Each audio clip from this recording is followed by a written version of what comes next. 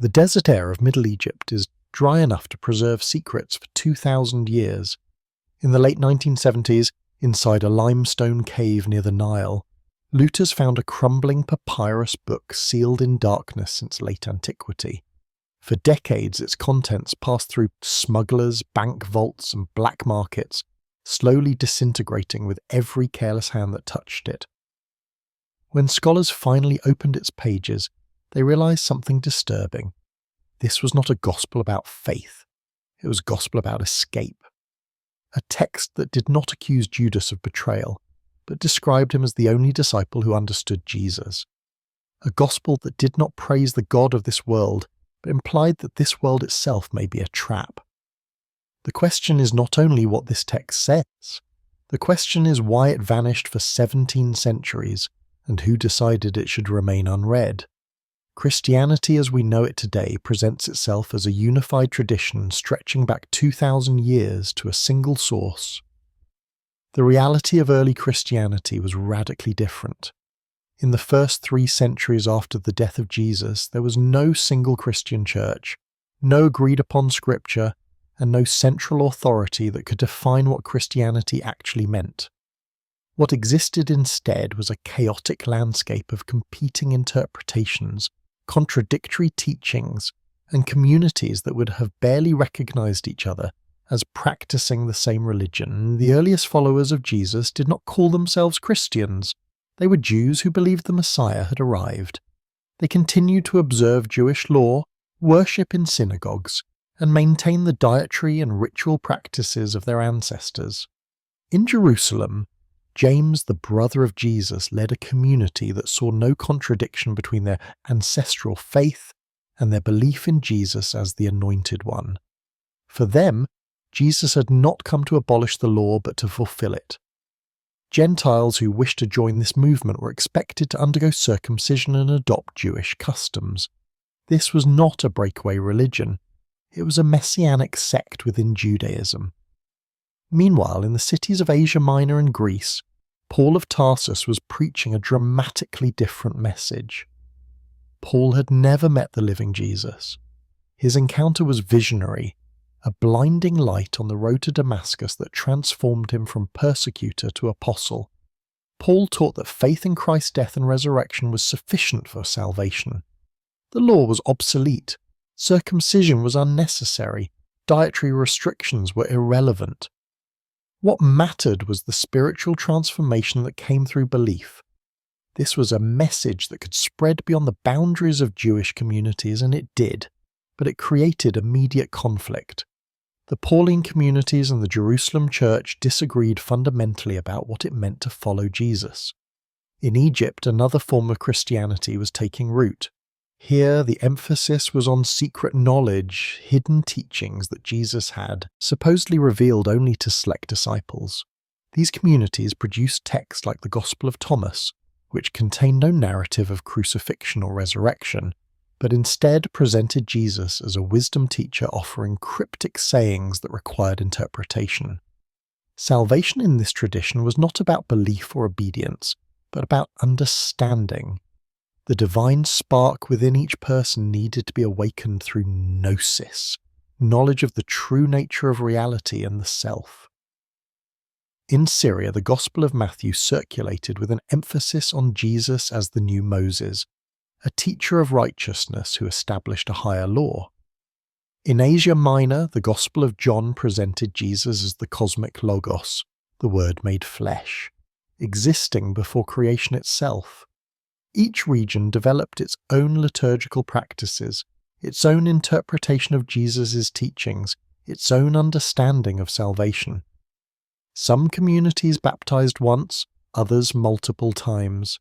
Some celebrated the Eucharist as a meal of bread and wine. Others rejected physical sacraments entirely as too material.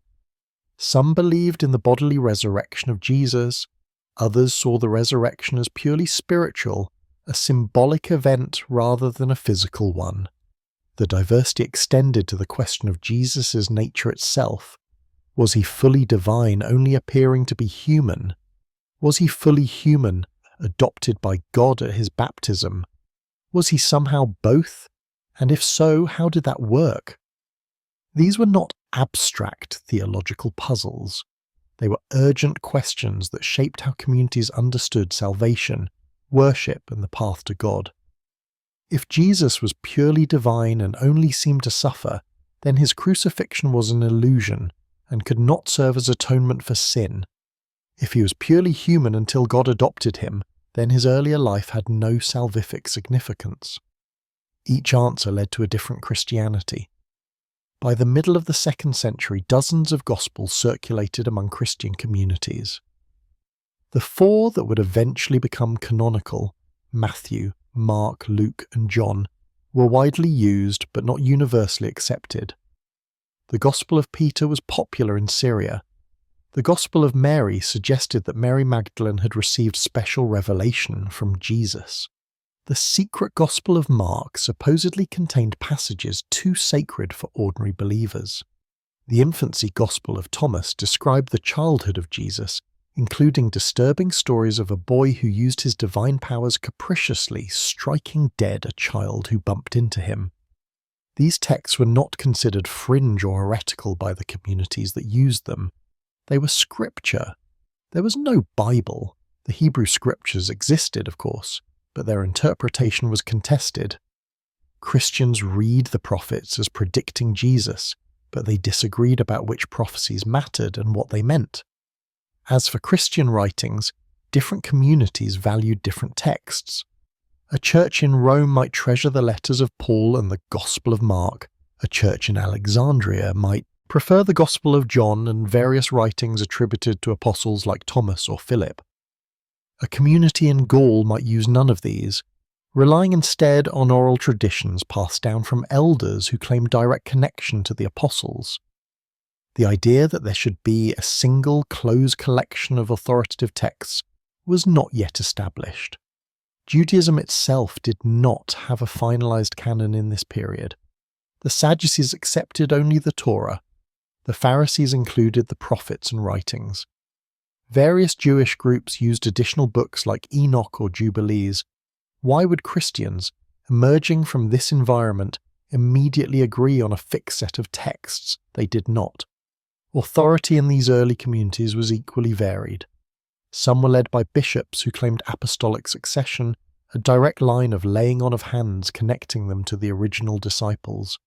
Others were led by prophets who spoke in ecstatic states, channeling what they believed to be the Holy Spirit.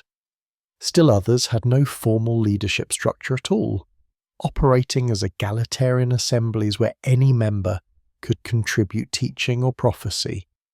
Women served as deacons, prophets, and even apostles in some communities. In others, they were forbidden to speak. The worship practices reflected this diversity. Some Christians met on Saturday, maintaining the Jewish Sabbath. Others met on Sunday, the day of resurrection. Some gatherings were solemn and liturgical, with fixed prayers and rituals. Others were charismatic and spontaneous, marked by glossolalia, prophecy, and spontaneous prayer. The Eucharist might be a full meal shared among equals or a ritualized ceremony performed by ordained clergy, or rejected entirely as a misunderstanding of Jesus' spiritual message. Theological disputes were intense and personal.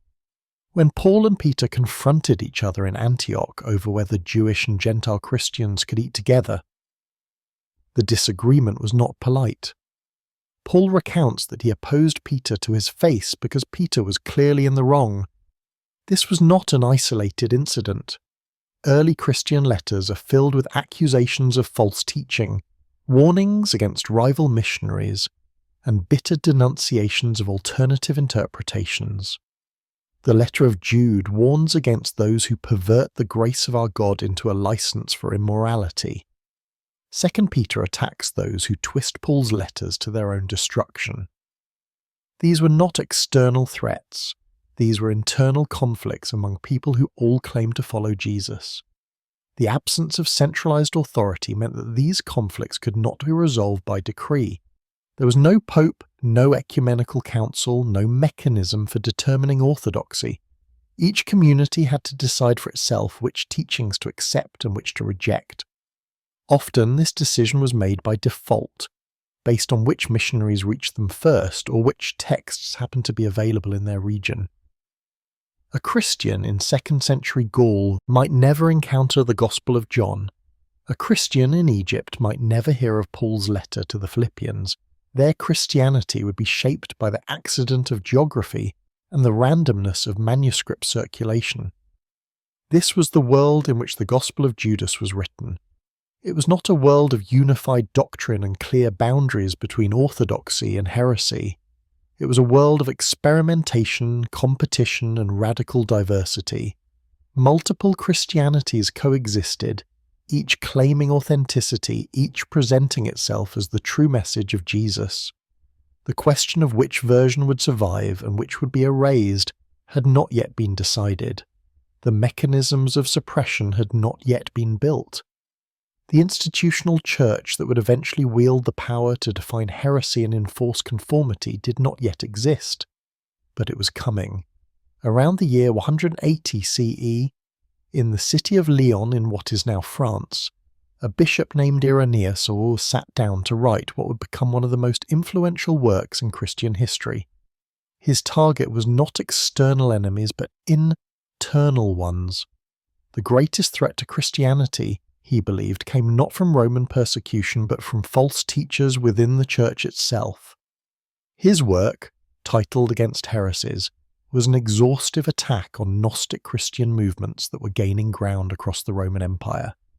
Buried within its 5 volumes was a brief but crucial reference to a text that would not resurface for another 18 centuries, the Gospel of Judas. Irenaeus wrote in Greek, though his work survives primarily in Latin translation. He was not a native of Lyon, but had come from Asia Minor, possibly from Smyrna, where as a young man he had listened to the teachings of Polycarp, who was said to have known the Apostle John directly. This chain of connection was crucial to Irenaeus' authority. He could claim a direct link through only 2 intermediaries to the original disciples of Jesus. This made him, in his own estimation, a reliable witness to authentic Christianity. Anyone who taught differently was not just wrong but dangerous. The groups Irenaeus attacked called themselves by various names, Valentinians, Basilidians, Sethians, but he lumped them together under the term Gnostics, from the Greek word gnosis, meaning knowledge. These movements shared certain common themes. They believed in a radical distinction between the material world and the spiritual realm. They taught that the God of the Hebrew Bible, the creator of the physical world, was not the true supreme God, but a lesser, ignorant, or even malevolent being. They claimed that Jesus had come not to die for human sin, but to awaken humanity to its true spiritual nature, and they insisted that salvation came through secret knowledge rather than faith or obedience. These teachings were not obscure.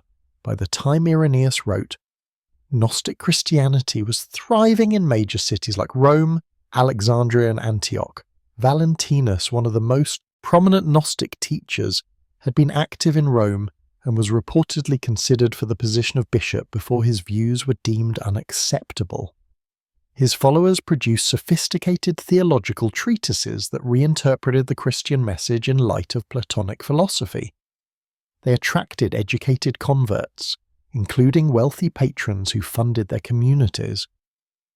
They were not fringe cultists operating in the shadows. They were respected teachers with growing followings. Irenaeus saw this as an existential threat. If Gnostic Christianity continued to spread, it would fundamentally alter what Christianity meant. The institutional church that was beginning to coalesce around bishops, fixed liturgies, and shared scriptures would fracture into countless competing visions. The authority of bishops would be undermined by claims of secret revelation. The creeds being formulated to define belief would be rejected as impositions by those who valued personal spiritual experience over communal doctrine. Christianity might become something unrecognizable, a loose collection of mystical philosophies with no unified teaching or structure. In his attack on these movements, Irenaeus mentioned dozens of texts that Gnostic Christians used. Most of these have been lost. We know them only from his descriptions, which were hostile and often distorted. He claimed that Gnostics invented absurd mythologies involving dozens of divine beings with strange names. He accused them of immoral behaviour, though his accusations follow a predictable pattern typical of ancient polemics: sexual licentiousness, ritual perversion, secret ceremonies. Whether these accusations had any basis in fact is impossible to determine. What is clear is that Irenaeus wanted his readers to see Gnostic Christians not as fellow believers with different ideas, but as dangerous heretics who had abandoned Christianity altogether. Among the texts Irenaeus mentioned was the Gospel of Judas. His reference is brief. He writes that certain groups, which he associates with a sect called the Cainites, revered figures from the Hebrew Bible that mainstream Christians considered wicked. They honoured Cain, who murdered his brother. They honoured the people of Sodom, who were destroyed for their wickedness. They honoured Korah, who rebelled against Moses. And they honoured Judas Iscariot, who betrayed Jesus. According to Irenaeus, these groups possessed a text they called the Gospel of Judas, which portrayed the betrayal not as a sin, but as a necessary act performed at Jesus' request. Judas in this account was the only disciple who truly understood Jesus' mission. The other disciples were ignorant, worshipping the false god of the material world. Only Judas had the knowledge to help Jesus escape the prison of flesh. Irenaeus provided no quotations from the Gospel of Judas. He may never have read it himself. His information could have come second-hand from other heresy hunters, or from reports by former members of Gnostic groups. But his mention of the text is significant because it establishes that by 180 CE, a gospel portraying Judas as a hero was circulating among certain Christian communities and was considered threatening enough to warrant condemnation. Why was this text so dangerous? On the surface, it seems like a theological curiosity, a provocative reversal of a familiar story. But the implications went deeper. If Judas was not a betrayer, but a faithful servant carrying out Jesus' true will, then the entire narrative framework of mainstream Christianity was called into question. The Passion story, which was becoming central to Christian worship and theology, depended on Judas being the villain. He was the necessary antagonist, the human agent whose free choice to betray set in motion the events of crucifixion and resurrection. Without Judas as traitor, the drama of Holy Week loses its moral clarity. More fundamentally, if Judas understood Jesus better than Peter, James, and John, then the authority of the emerging institutional church was undermined. The bishops of Irenaeus' time claimed their authority through apostolic succession, tracing their ordination back through a chain of bishops to the original apostles. But if the original apostles were spiritually blind, as the Gospel of Judas suggested, then their authority was worthless. The true teaching of Jesus would have been preserved not through the institutional church, but through alternative lines of transmission. Secret teachings passed down among those who had the gnosis to understand. Irenaeus could not allow this challenge to stand. His response was to argue that there was only one true Christianity, passed down from the apostles through a clear line of succession, preserved in 4 and only 4 Gospels, and protected by bishops who had inherited the apostles' authority. Anything outside this framework was not just wrong but heretical, a term that was beginning to take on legal as well as theological weight. A heretic was not simply mistaken. A heretic was dangerous, a corrupter of souls who led people away from salvation. To make his case, Irenaeus had to establish that the apostolic tradition was unified, and that the Gospels he favoured were authentic while others were not. This required some creative history. He claimed that the 4 Gospels, Matthew, Mark, Luke, and John, had been recognised as authoritative from the very beginning, even though evidence suggests that these texts were not universally accepted or even widely known until the mid-2nd century. He argued that there could be neither more nor fewer than 4 Gospels, using a bizarre analogy to the 4 corners of the earth and the 4 winds. This was not historical argument but theological assertion dressed up as logic. He also had to explain why so many other texts existed and why so many Christians used them. His answer was that these texts were forgeries created recently by heretics who wanted to give their false teachings the appearance of apostolic authority. They attributed their writings to apostles like Thomas, Philip, or Mary to deceive the unwary. In reality, Irenaeus claimed, these texts were transparently false, filled with absurdities and contradictions that any sensible person could see through. But Irenaeus's argument had a problem. Many of the texts he attacked were as old as the ones he defended. The Gospel of Thomas may have been composed in the mid-1st century, roughly contemporaneous with Mark. The theological ideas Irenaeus labelled as Gnostic innovation had roots in 1st century Judaism and Hellenistic philosophy. The Valentinians could point to lineages of teaching just as old as the ones Irenaeus claimed. The difference was not age, but authority. Irenaeus had the support of an institutional church that was growing in power and influence. His opponents did not. Over the next century, the arguments Irenaeus made would be refined and strengthened by other church fathers. Tertullian, writing in Carthage around 200 CE, would develop the legal language of heresy, arguing that false teaching was a kind of theft, a misappropriation of Christian identity by those who had no right to it. Hippolytus, writing in Rome in the early 3rd century, would produce his own catalogue of heresies, expanding on Irenaeus's work and providing even more detailed attacks on Gnostic teachings. Epiphanius, writing in the 4th century, would compile an encyclopedic work listing 80 heresies, including detailed descriptions of groups and texts that by his time had largely disappeared. These attacks had real-world consequences. As Christianity grew and gained social respectability, bishops acquired the power to exclude people from their communities. Excommunication meant not just spiritual exile, but social and economic marginalization. In a world where the church was becoming a major provider of charity, education, and social services, being labelled a heretic could mean destitution. Texts that bishops condemned were removed from church libraries, and Christians were forbidden to read them. Those who persisted in using banned texts could be expelled from the community. The Gospel of Judas was one of many casualties of this process.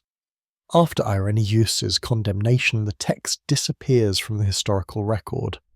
No other church father mentions it. No copies are listed in ancient library catalogues. If it was being copied and circulated, it was happening outside the increasingly dominant institutional church, in communities that left no historical trace. For all practical purposes, the Gospel of Judas ceased to exist. But the text itself had not been forgotten entirely. It had been buried, hidden away in the dry climate of Egypt, where the lack of moisture prevented the papyrus from decaying. There it would remain for 17 centuries, waiting for the accident that would bring it back into the light. The transformation of Christianity from a diverse movement into a unified institution with the power to define and enforce orthodoxy did not happen overnight. It was a process that unfolded over 3 centuries, driven by theological debate, political maneuvering, and the gradual accumulation of power by bishops in major cities. What emerged by the 4th century was something entirely new, a church that claimed universal authority, backed by the imperial power, capable of defining heresy and punishing those who deviated from approved doctrine. The key figure in this transformation was Constantine, the Roman emperor who converted to Christianity in the early 4th century. Constantine's conversion was a pivotal moment. Before him, Christianity had been a persecuted minority religion, illegal under Roman law and subject to sporadic but brutal attempts at eradication. After him, Christianity was not only legal but favoured, receiving imperial patronage, tax exemptions, and eventually becoming the official religion of the Roman Empire. This change brought enormous benefits to the Church: wealth, political influence, social prestige, but it also changed the nature of Christianity itself. Constantine was not particularly interested in theological subtleties. What he wanted was unity. A divided church was useless to him as a tool of social cohesion. If Christians were arguing among themselves about the nature of God or the relationship between Father and Son, they could not serve as the ideological foundation for his empire. So Constantine intervened, summoning bishops to councils where they would hammer out statements of belief that all Christians would be required to accept. The first and most famous of these councils was held in Nicaea in 325 CE. The issue at stake was the Arian controversy, a dispute about whether Jesus was of the same substance as God the Father, or was a created being subordinate to the Father. The council sided against Arius, producing the Nicene Creed, which declared that Jesus was begotten, not made of one substance with the Father. This was not just a theological statement, it was a legal standard. Those who refused to affirm it could be exiled, stripped of their positions, and banned from teaching. The Nicene Creed did not end theological controversy. Decades of dispute followed, with different factions gaining and losing imperial favour depending on which emperor was in power. But the precedent had been set. Orthodoxy was now something that could be defined by council and enforced by law. Bishops who supported the winning position gained power and resources. Those who opposed it were marginalised or destroyed. This process of definition and exclusion accelerated throughout the 4th century. The canon of Scripture was finalised with the 4 Gospels and Paul's letters forming the core, supplemented by Acts, some additional letters, and Revelation. Other texts that had been used by Christian communities for centuries were declared apocryphal or heretical. The Gospel of Thomas was excluded. The Gospel of Peter was excluded, the secret Gospel of Mark was excluded, the Shepherd of Hermas, which had been widely read and valued, was relegated to secondary status. The criteria for inclusion were not always clear. Some texts were excluded because they were associated with groups now labelled heretical. Others were excluded because they contradicted emerging doctrines. Still others simply fell out of favour. The closure of the canon was not a neutral act of scholarly discernment. It was an exercise of power. By declaring certain texts scripture and others not, the Church was asserting control over the story of Jesus and the meaning of his message. Alternative narratives were not just different interpretations. They were false and dangerous and forbidden. Parallel to this was the development of creeds, formal statements of belief that Christians were required to affirm. The Nicene Creed was the most famous. But it was not the only one. Local churches developed their own baptismal creeds, statements that new converts had to recite before being accepted into the community. These creeds served as gatekeepers, defining who was a true Christian and who was not. Anyone who could not or would not affirm the creed was excluded. The office of bishop became increasingly powerful during this period. Early Christianity had a variety of leadership structures, but by the 4th century the model of a single bishop overseeing each city had become standard. Bishops were not just spiritual leaders, they controlled church finances, appointed clergy, settled disputes, and represented their communities to civil authorities.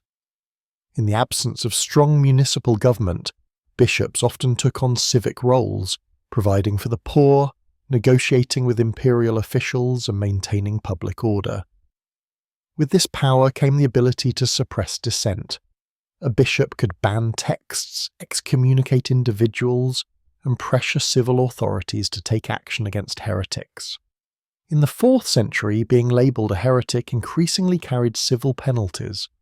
Heretics could be fined, exiled, or even executed, though execution for heresy was rare in this period and would not become common until the medieval period. The suppression of alternative Christianities was not accomplished through argument alone. It required coercion. Gnostic communities were disbanded, their meeting places were seized, their texts were confiscated and burned. Members who refused to recant were expelled from Christian society. We know about this process primarily from the writings of the winners, the Orthodox bishops who celebrated the triumph of truth over error, the voices of the losers, the Gnostic Christians whose communities were destroyed, are largely subordinate. They left almost no writings, no records of their own perspective. What we know of them comes from their enemies. One exception is the cache of texts discovered near Nag Hammadi in Egypt in 1945. This collection of Gnostic writings, buried in a jar sometime in the 4th century, provides a window into the thought world of these communities. The texts include the Gospel of Thomas, the Gospel of Philip, the Apocryphon of John, and dozens of others. They reveal a sophisticated theological tradition, deeply engaged with scripture and philosophy, focused on the transformation of consciousness and the liberation of the divine spark within the human soul. These were not crude myths or bizarre heresies. They were serious attempts to understand the nature of God, the origin of evil, and the path to salvation. But by the time these texts were buried, the institutional church had already won. The bishops had the support of the emperor. They controlled the major cities. They had defined orthodoxy and built the mechanisms to enforce it. Gnostic Christianity, along with other alternative forms, was being systematically eradicated. The texts buried at Nag Hammadi were likely hidden by monks who wanted to preserve them, but knew they could not keep them openly. By the end of the 4th century, Gnostic Christianity as an organized movement had ceased to exist in the Roman Empire. The process of suppression was so thorough that for more than 1500 years, Gnostic Christianity was known only through the hostile descriptions of its opponents.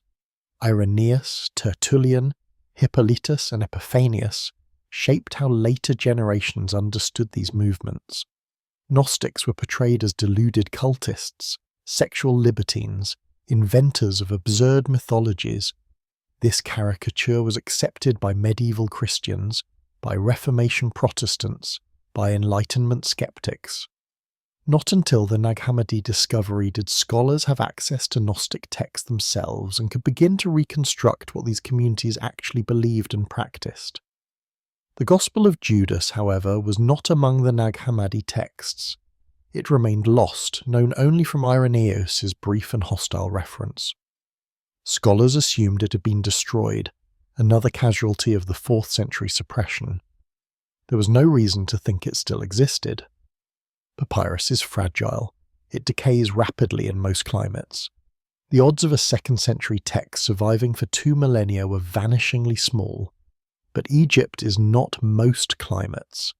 The desert air is extraordinarily dry, and the sand preserves organic materials that would rot elsewhere. Ancient Egyptian texts written on papyrus thousands of years before Christ have survived. It was not impossible that a Christian text from the 2nd or 3rd century might have survived as well, if it had been buried in the right place under the right conditions, and it had been.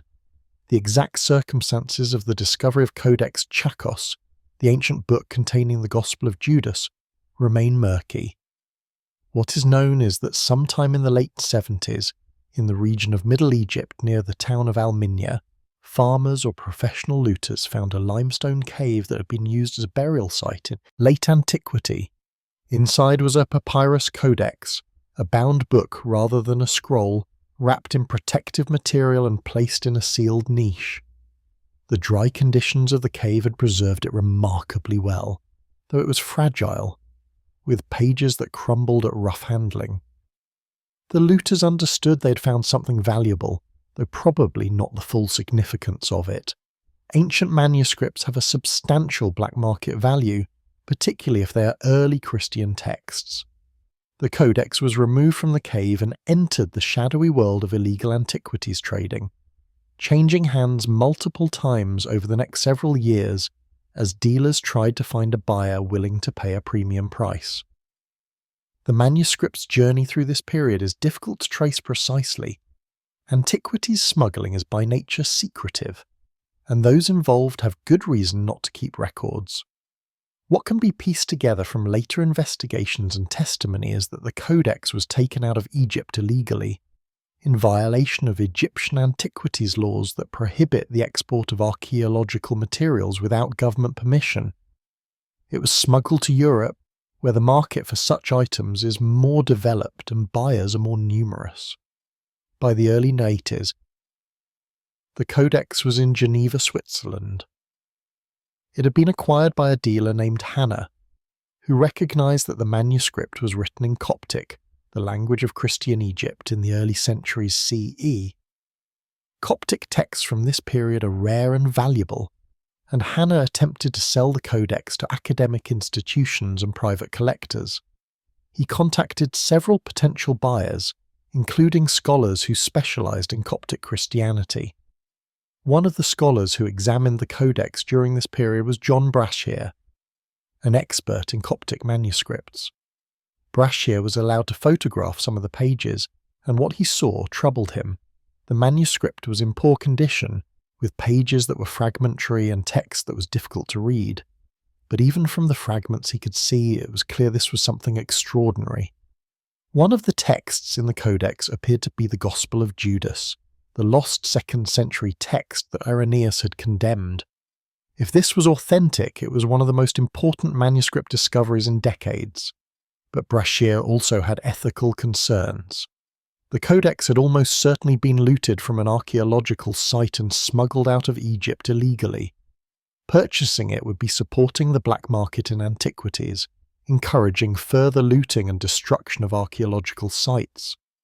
Major museums and universities had policies against acquiring undocumented antiquities for exactly this reason. Brashear advised potential buyers that while the manuscript was significant, they should not purchase it unless its provenance could be established and legal title confirmed. Hannah's asking price was high, reportedly over $3 million.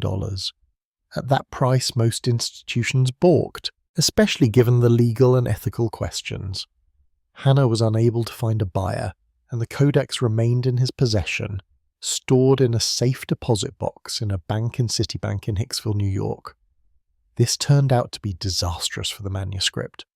A safe deposit box is not designed for the long-term storage of ancient papyrus. The environment was not climate-controlled. Temperature and humidity fluctuated. Over the years the codex spent in the box, mold began to grow on the pages. The papyrus, which had been relatively intact when the codex was first discovered, began to deteriorate. Pages that had been whole broke into fragments. Text that had been legible became obscured. By the time the codex was finally removed from storage in the late 90s, it had suffered severe damage. The full extent of this damage became clear when conservation efforts began. Photographs taken by Brashear in the early 1980s showed pages that were substantially intact. Photographs taken 15 years later showed those same pages reduced to fragments. Entire sections of text were missing, crumbled into dust. What had been a relatively well-preserved manuscript had become a conservation nightmare. The delay in securing the manuscript and beginning proper conservation was a tragedy of lost knowledge. Had the codex been acquired by a responsible institution immediately after its discovery, it could have been stabilized, photographed in high resolution, and conserved under controlled conditions. Instead, it spent decades in storage conditions that accelerated its decay. Some of what was lost can never be recovered.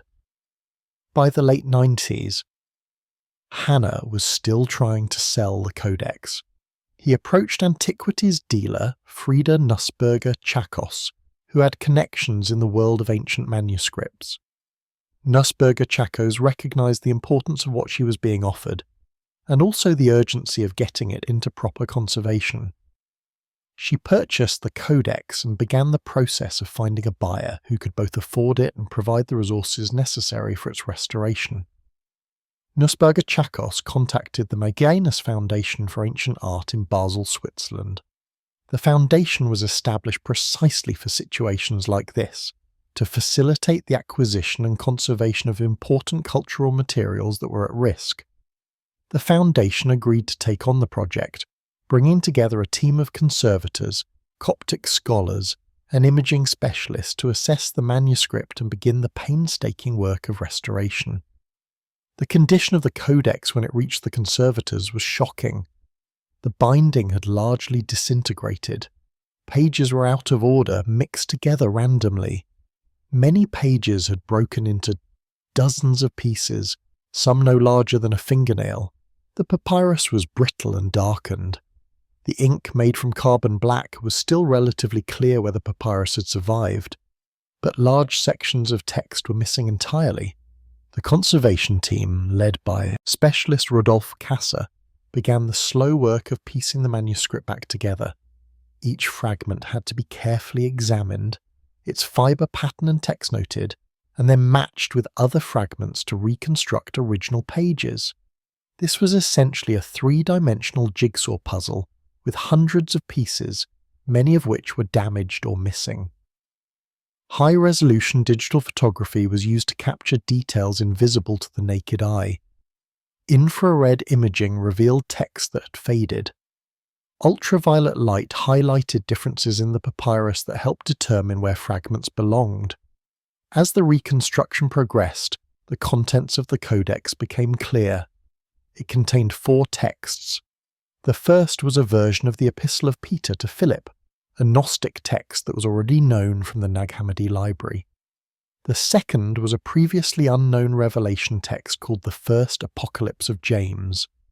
The third was another previously unknown text called the Book of Allergenes, and the fourth was the Gospel of Judas, the text that Irenaeus had mentioned 18 centuries earlier, and that scholars had assumed was lost forever.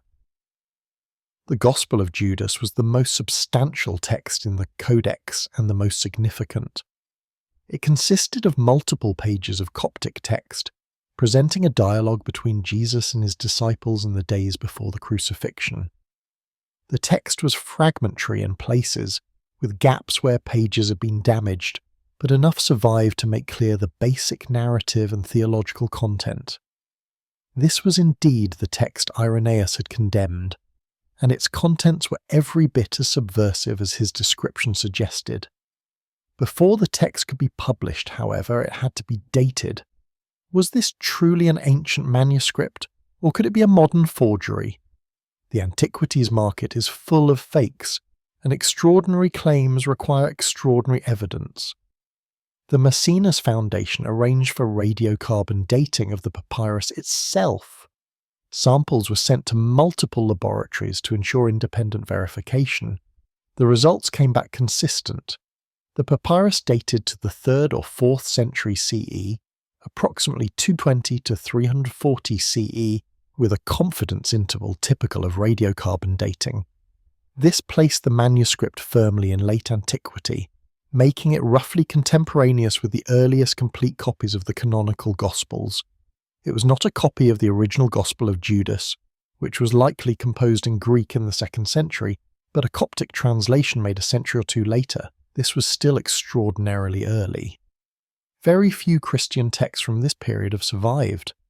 The linguistic analysis supported the dating. The Coptic dialect used in the text was consistent with the period indicated by the carbon dating.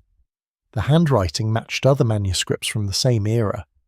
The theological content aligned with what was known about Gnostic Christianity from other sources. There were no anachronisms, no telltale signs of modern composition. The scholarly consensus was that the manuscript was authentic. With the authentication complete, plans were made for publication. National Geographic Society had been involved in the project, providing funding for conservation and documentation in exchange for exclusive media rights to the announcement. National Geographic wanted to make a major public event of the discovery, similar to what they had done with the tomb of Tutankhamun or the Iceman. A documentary was planned, a book would be published, press conferences were scheduled, the Gospel of Judas would be revealed to the world with maximum publicity. The scholars involved had mixed feelings about this approach. On one hand, the National Geographic funding had been essential for the conservation work. Without it, the manuscript might have continued to deteriorate. On the other hand, the media circus threatened to overshadow the scholarly significance of the find. The Gospel of Judas was not a sensational conspiracy theory or a challenge to the foundations of Christianity. It was an important window into the diversity of early Christian thought, evidence of theological debates that had been suppressed and forgotten. The scholars wanted the text to be taken seriously, studied carefully, and understood in its proper historical context. In April 2006, National Geographic held a press conference in Washington, D.C. to announce the discovery.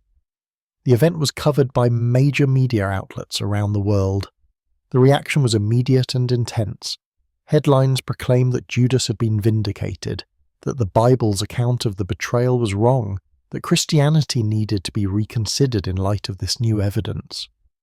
Christian apologists rushed to defend traditional teaching, arguing that the Gospel of Judas was a Gnostic distortion, a late and unreliable text with no historical value.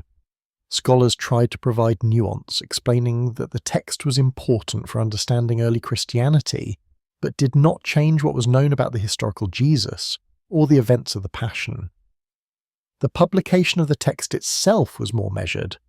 The Maecenas Foundation released a critical edition with photographs of the manuscript pages, a transcription of the Coptic text, and translations into several modern languages. Scholarly articles began to appear, analysing the text's theology, its relationship to other Gnostic writings, and its place in the history of Christianity. Conferences were organised where specialists could debate interpretations and discuss implications. But even as the academic work proceeded, controversy erupted. Some scholars who had been excluded from the initial publication project accused the National Geographic team of rushing to publish without proper peer review. Questions were raised about the translation, with critics arguing that certain key passages had been misinterpreted. The character of the text was disputed. Was it portraying Judas positively or negatively? The fragmentary nature of the manuscript meant that different reconstructions were possible, and different reconstructions led to different interpretations. Over the following years, revised translations were published, incorporating new readings and correcting errors in the initial version. The debates continued, sometimes civil and sometimes acrimonious. What became clear was that the Gospel of Judas, even after being recovered from 17 centuries of oblivion, remained controversial. The text had not been silenced. But neither had the forces that wanted to minimize its significance. The Gospel of Judas is not a narrative gospel in the style of Matthew, Mark, Luke, or John. It does not recount the birth, ministry, miracles, or teachings of Jesus in any comprehensive way. Instead, it presents itself as a secret revelation, a private conversation between Jesus and his disciples that took place 3 days before Passover, just before the events of the Passion. The text opens by establishing this framework. Jesus appears to his disciples, and they are gathered together, practicing their piety according to their tradition. But Jesus laughs at them. This laughter is significant. It is the first indication that something is fundamentally wrong with the disciples' understanding. They are following the rituals of their religion, performing the correct prayers and sacrifices, but Jesus finds their devotion misguided or ignorant. When they ask why he is laughing at them, Jesus responds that they are not laughing at them, but at their error. They do not understand what they are worshipping. They think they are serving the true God, but they are actually serving a false deity. The disciples are offended and confused. They challenge Jesus, asking who he is to speak to them this way. They claim they are strong enough to endure whatever he might reveal. Jesus replies that none of them will prove strong enough. This sets up the central tension of the text. The disciples believe they are faithful and understanding, but they are actually blind to the truth. Only one among them will be capable of grasping what Jesus is about to reveal. That one disciple is Judas.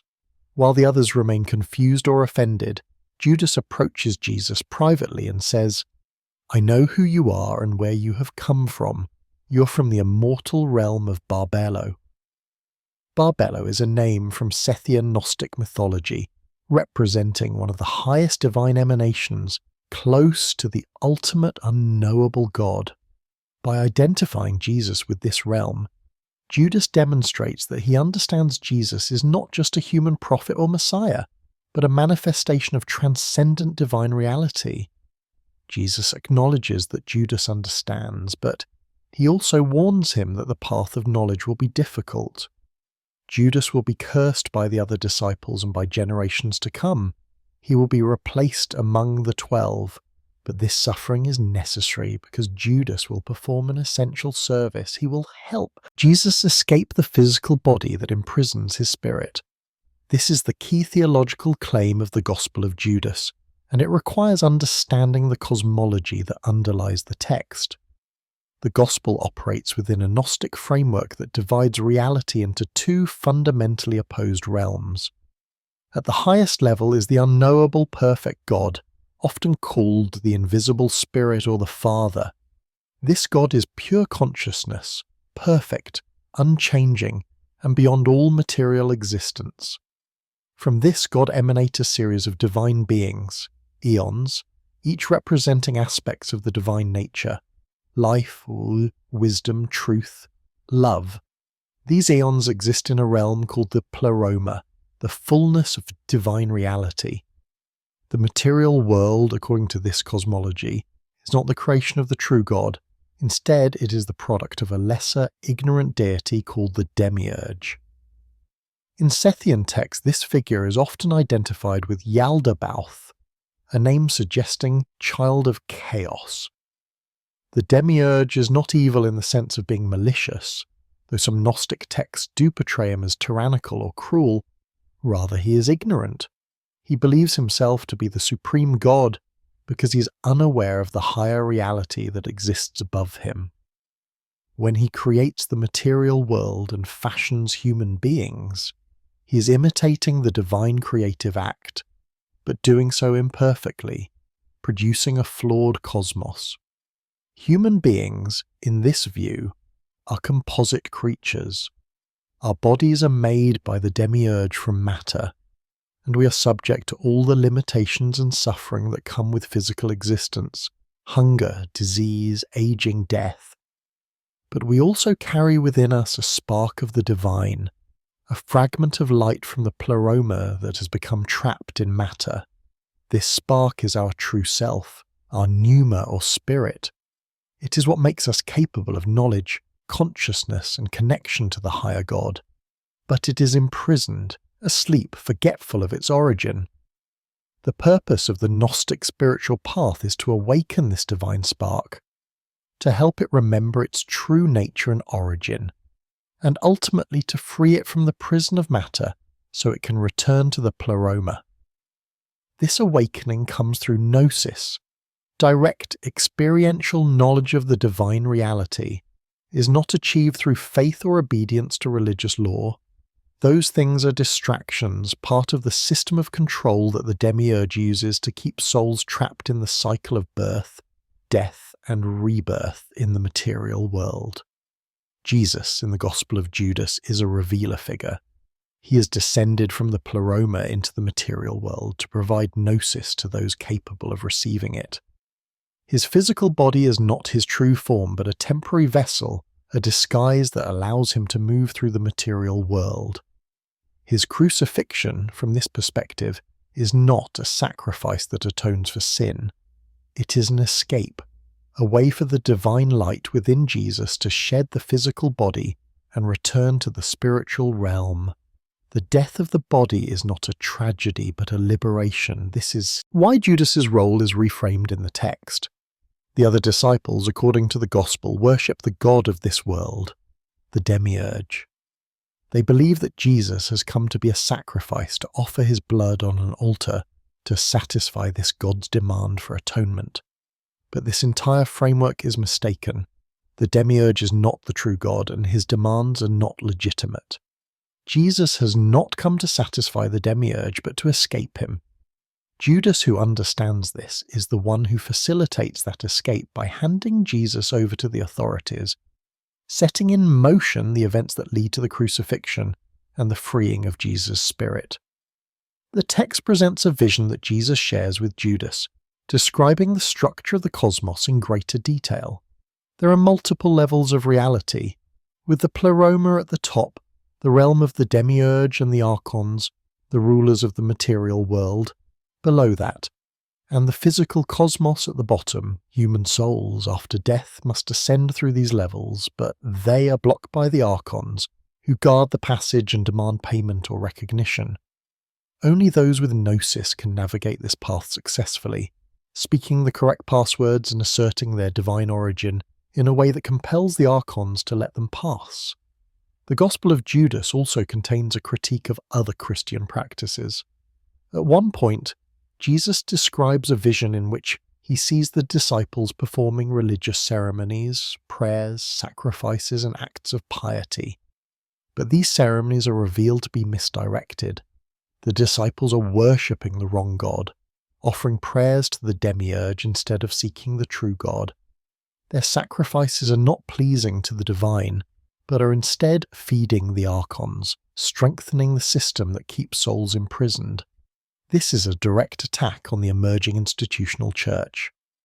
By the time the Gospel of Judas was written, probably in the mid-2nd century, Christian communities were developing standardized liturgies, particularly around the Eucharist. The ritual of bread and wine representing the body and blood of Christ was becoming central to Christian worship. The Gospel of Judas rejects this. The sacrifice of Christ's body is not something to be commemorated or repeated ritually. It is a liberation that happened once, and those who understand it do not need ritual reenactment. What they need is gnosis, the knowledge that frees them from the need for such rituals entirely. The text also addresses the fate of the disciples. Jesus tells Judas that the other disciples will lead many astray, creating a church that worships the wrong God in Jesus' name. This church will become powerful and influential, but it will not lead people to salvation. Instead, it will trap them more deeply in the illusion of the material world, teaching them to seek salvation through obedience and ritual rather than through knowledge and awakening. Judas, by contrast, will be hated and cursed, but he will ultimately surpass all of them because he alone understands the truth. The Gospel concludes with the betrayal scene. The scribes and Pharisees approach Judas, asking for help in arresting Jesus. Judas agrees and receives money. The Gospel ends abruptly, and he handed him over. There is no description of the crucifixion, no resurrection narrative. The text is interested only in the moment of handing over, the act that sets Jesus free. This ending is jarring for readers familiar with the canonical Gospels. There is no redemption arc, no moment where Judas realizes his mistake and despairs. The Gospel of Judas does not see the handing over as a mistake. It is the fulfillment of Jesus' mission, accomplished by the only disciple who understood what that mission was. The absence of any resurrection narrative is also telling. In Gnostic thought, the resurrection is not particularly important. What matters is the liberation of the spirit, which happens at death. The material body is not raised because it does not need to be. It is a prison that has been escaped, not a temple to be restored. Reading the Gospel of Judas is a disorienting experience for anyone raised in traditional Christianity.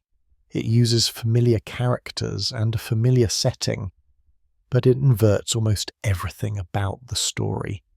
The disciples are not heroes but fools.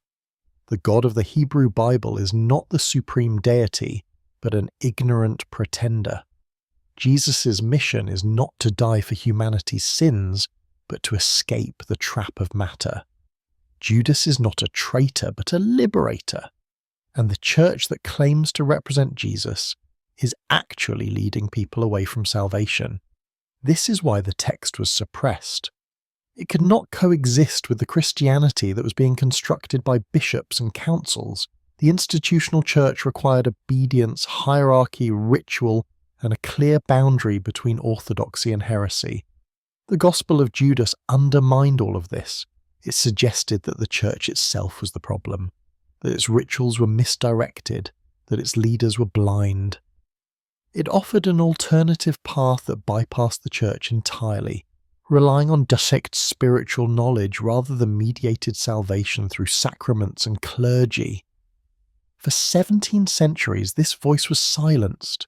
The Gospel of Judas existed only as a reference in the writings of its enemies, a heretical text that right-thinking Christians should avoid. Its survival was a fluke of climate and burial, an accident that no one could have predicted. But now it had returned, and it spoke with the same subversive power that had made it dangerous in the 2nd century. The question was whether anyone in the 21st century would listen. At the heart of the Gospel of Judas lies a disturbing question that cuts to the foundation of Western religious thought. What if the God we worship is not the ultimate God? What if the creator of the material world is not the supreme deity but a lesser, ignorant, or even malevolent being? This is not a modern, philosophical puzzle invented to provoke debate. It is an ancient theological position, articulated by Gnostic Christians in the first centuries of the Common Era, and preserved in texts that mainstream Christianity worked desperately to destroy. The problem these early Gnostics were trying to solve was the problem of evil. If God is all-powerful and perfectly good, why does the world contain so much suffering? Why is existence characterized by pain, disease, death, and injustice? Traditional Christianity offered various answers: sin, free will, divine mystery. But to Gnostic thinkers, these answers were inadequate. The scale and nature of suffering suggested something more fundamental was wrong. Perhaps the fault lay not in humanity, but in the structure of reality itself. Perhaps the world was flawed not because humans had fallen, but because the world had been made by a flawed creator. This was a radical claim, and it required a complete reconstruction of the creation story. The book of Genesis describes God creating the world and declaring it good. But Gnostic texts reread this narrative with deep suspicion. When the creator in Genesis says, "Let there be light," Gnostic interpreters noted that light already existed before this declaration, the true divine light from the higher realm. What the creator makes is a lesser light, a copy. When Genesis says that the creator made humanity in his own image, Gnostic texts suggest this means humanity carries the flaws and ignorance of its maker. The most developed version of this mythology appears in texts like the Apocryphon of John, also discovered in the Nag Hammadi library. According to this text, the supreme God, the true ineffable source, exists in perfect tranquility and silence beyond all conception. This God does not create in the way we understand creation. Instead, aspects of the divine nature emanate outward like light from a source, forming a hierarchy of divine beings called aeons. These aeons exist in the pleroma, the fullness of divine reality, and together they constitute the perfect spiritual realm. One of these aeons is Sophia, whose name means wisdom. In her desire to know the Father more fully, Sophia acts without the consent of her divine partner, and this solitary act produces an offspring, a being who is cut off from the fullness of the pleroma. This offspring is the demiurge, called Yaldabaoth in many texts. Yaldabaoth is ignorant of the higher reality from which he has indirectly emerged. Seeing nothing above himself, he declares, "I am God, and there is no other God beside me." This declaration, which echoes the words of Yahweh in the Hebrew Bible, is seen by Gnostic texts as evidence of the demiurge's ignorance and arrogance.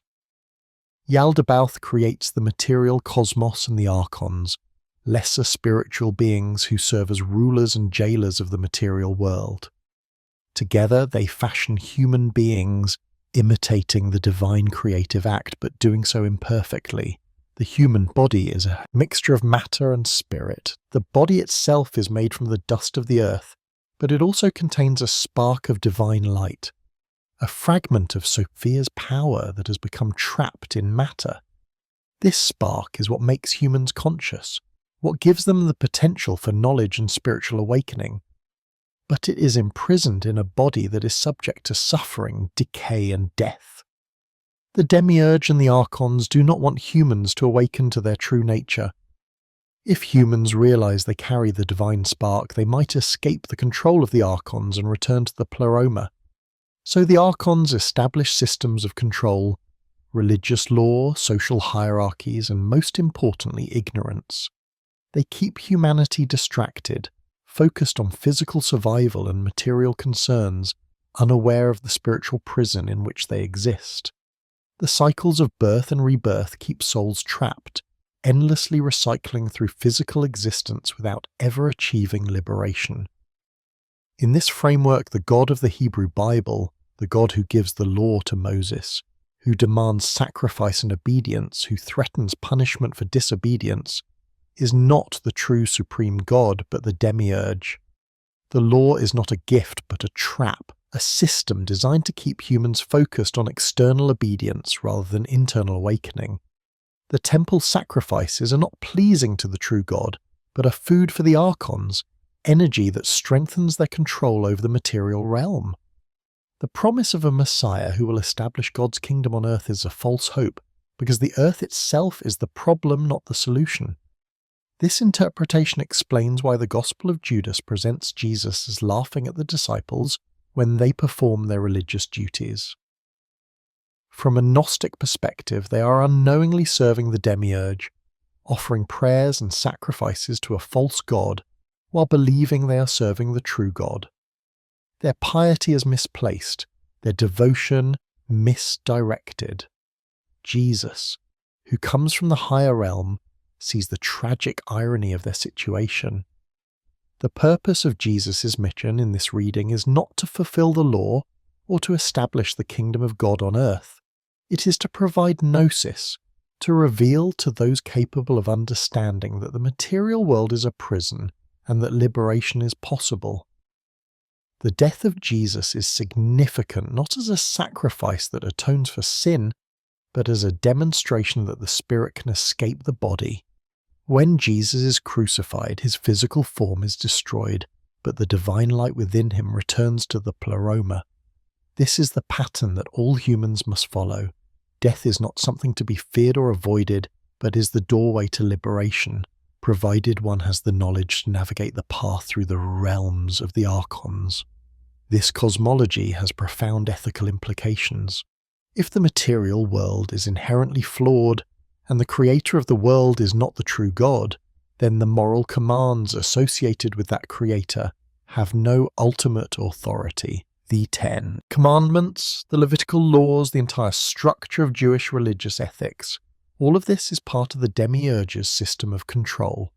Gnostics did not necessarily advocate for immorality or lawlessness, but they did insist that true ethics came from within, from the divine spark, rather than from external commandments. This created a theological crisis for mainstream Christianity. The early church was trying to maintain continuity with Judaism, while also claiming that Jesus represented something new. They solved this by arguing that the law was good but incomplete, preparing the way for the fuller revelation in Christ. The God of the Hebrew Bible and the God of Jesus were the same God, and the entire biblical narrative was a coherent story of divine action in history. Gnostic Christianity rejected this entirely. There was no continuity between the Hebrew Bible and the teachings of Jesus, because they referred to different gods. Jesus had come not to fulfill the law, but to expose it as a tool of the demiurge.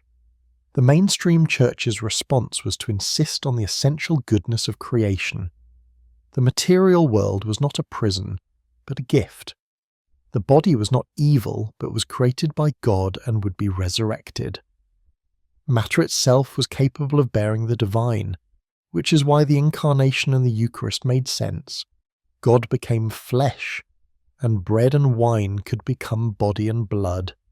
This sacramental worldview required that matter be good, or at least neutral, capable of being sanctified. Gnostic Christianity could not accept this. From their perspective, matter was inherently limiting and corrupting.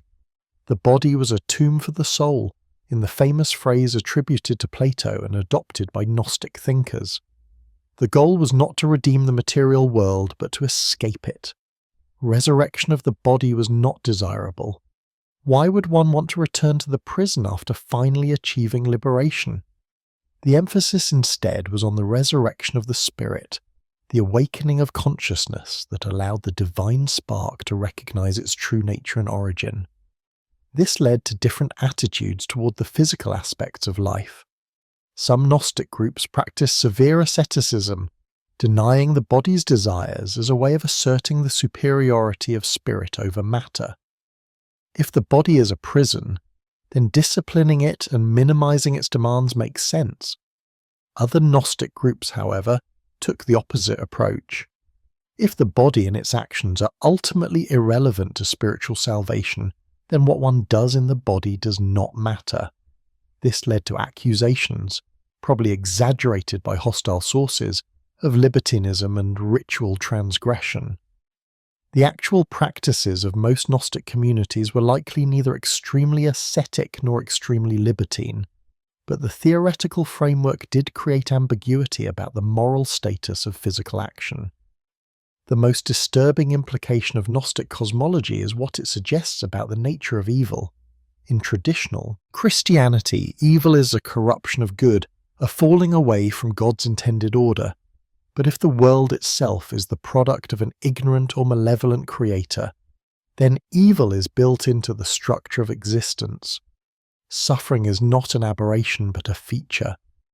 The violence and cruelty we see in nature, animals tearing each other apart, diseases that ravage the innocent, natural disasters that destroy indiscriminately, these are not anomalies requiring theological explanation. They are evidence of the world's fundamentally flawed origin. This is a dark vision, and it is easy to see why mainstream Christianity rejected it. It offers no hope for the redemption of the world, no possibility of a kingdom of God on earth, no promise that suffering will ultimately be justified or transformed. The world remains a prison, and the best one can hope for is an individual escape. There is no collective salvation, no redemptions of creation as a whole. The material cosmos will continue as it is, with the demiurge and the archons ruling over souls trapped in ignorance, while those who achieve gnosis escape to the pleroma one by one.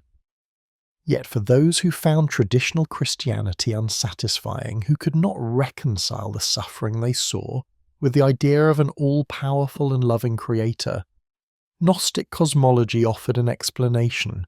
It answered the problem of evil not by explaining it away, but by relocating the source of the problem. The world is terrible because it was made by a terrible or ignorant creator. We suffer because we are trapped in a flawed cosmos, but there is a way out, and that way is knowledge. Not knowledge in the sense of accumulating information, but knowledge in the sense of awakening to one's true nature, recognizing the divine spark within, and learning to transcend the limitations of matter. The Gospel of Judas participates in this cosmological vision. When it says that the other disciples worship their God, it's referring to the demiurge. When it says that Jesus comes from the realm of Barbelo, it is locating him in the pleroma, the realm of the true God. When Judas helps Jesus escape his physical body, he is facilitating the spirit's return to the higher realm. None of this makes sense within the framework of traditional Christianity, but within Gnostic cosmology, it is perfectly coherent. The question the text raises is whether this vision has any claim on us. Can we dismiss it as an ancient error, a pessimistic heresy rightly rejected by the Church? Or does it speak to something that traditional Christianity has never adequately addressed? The sheer amount of suffering in the world, the sense that existence itself is somehow broken, the feeling that we are strangers in a foreign land rather than children in our Father's house.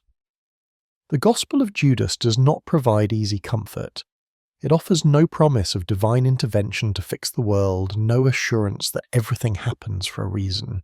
What it offers is the possibility of knowledge, of seeing through the illusion, of recognizing the prison for what it is and finding the way out. This was a message that the institutional church could not tolerate, not because it was obviously false, but because it was dangerous. If people believed the world was a prison created by a false god, they would not support the church's efforts to build institutions, maintain social order, and spread the faith. They would not baptize their children into a religious system designed by the demiurge. They would not accept the authority of bishops who claimed to mediate divine grace through sacraments. The entire structure of ecclesiastical power depended on people believing that the material world was God's good creation, that the church was Christ's body on earth, and that salvation came through participation in the church's rituals. Gnostic Christianity undermined all of this. So the texts were destroyed, the teachers expelled, the communities disbanded. The cosmology that explained suffering by condemning the world itself was replaced by a cosmology that affirmed the world while explaining suffering as the result of human sin. The God who was distant and unknowable was replaced by a God who was revealed in Scripture and accessible through prayer. The path of individual gnosis was replaced by the path of communal faith and obedience.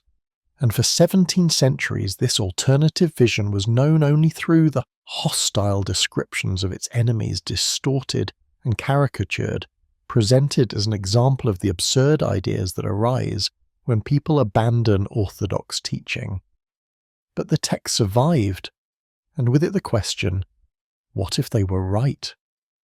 The Gospel of Judas presents a soteriology, a doctrine of salvation that is fundamentally incompatible with mainstream Christianity.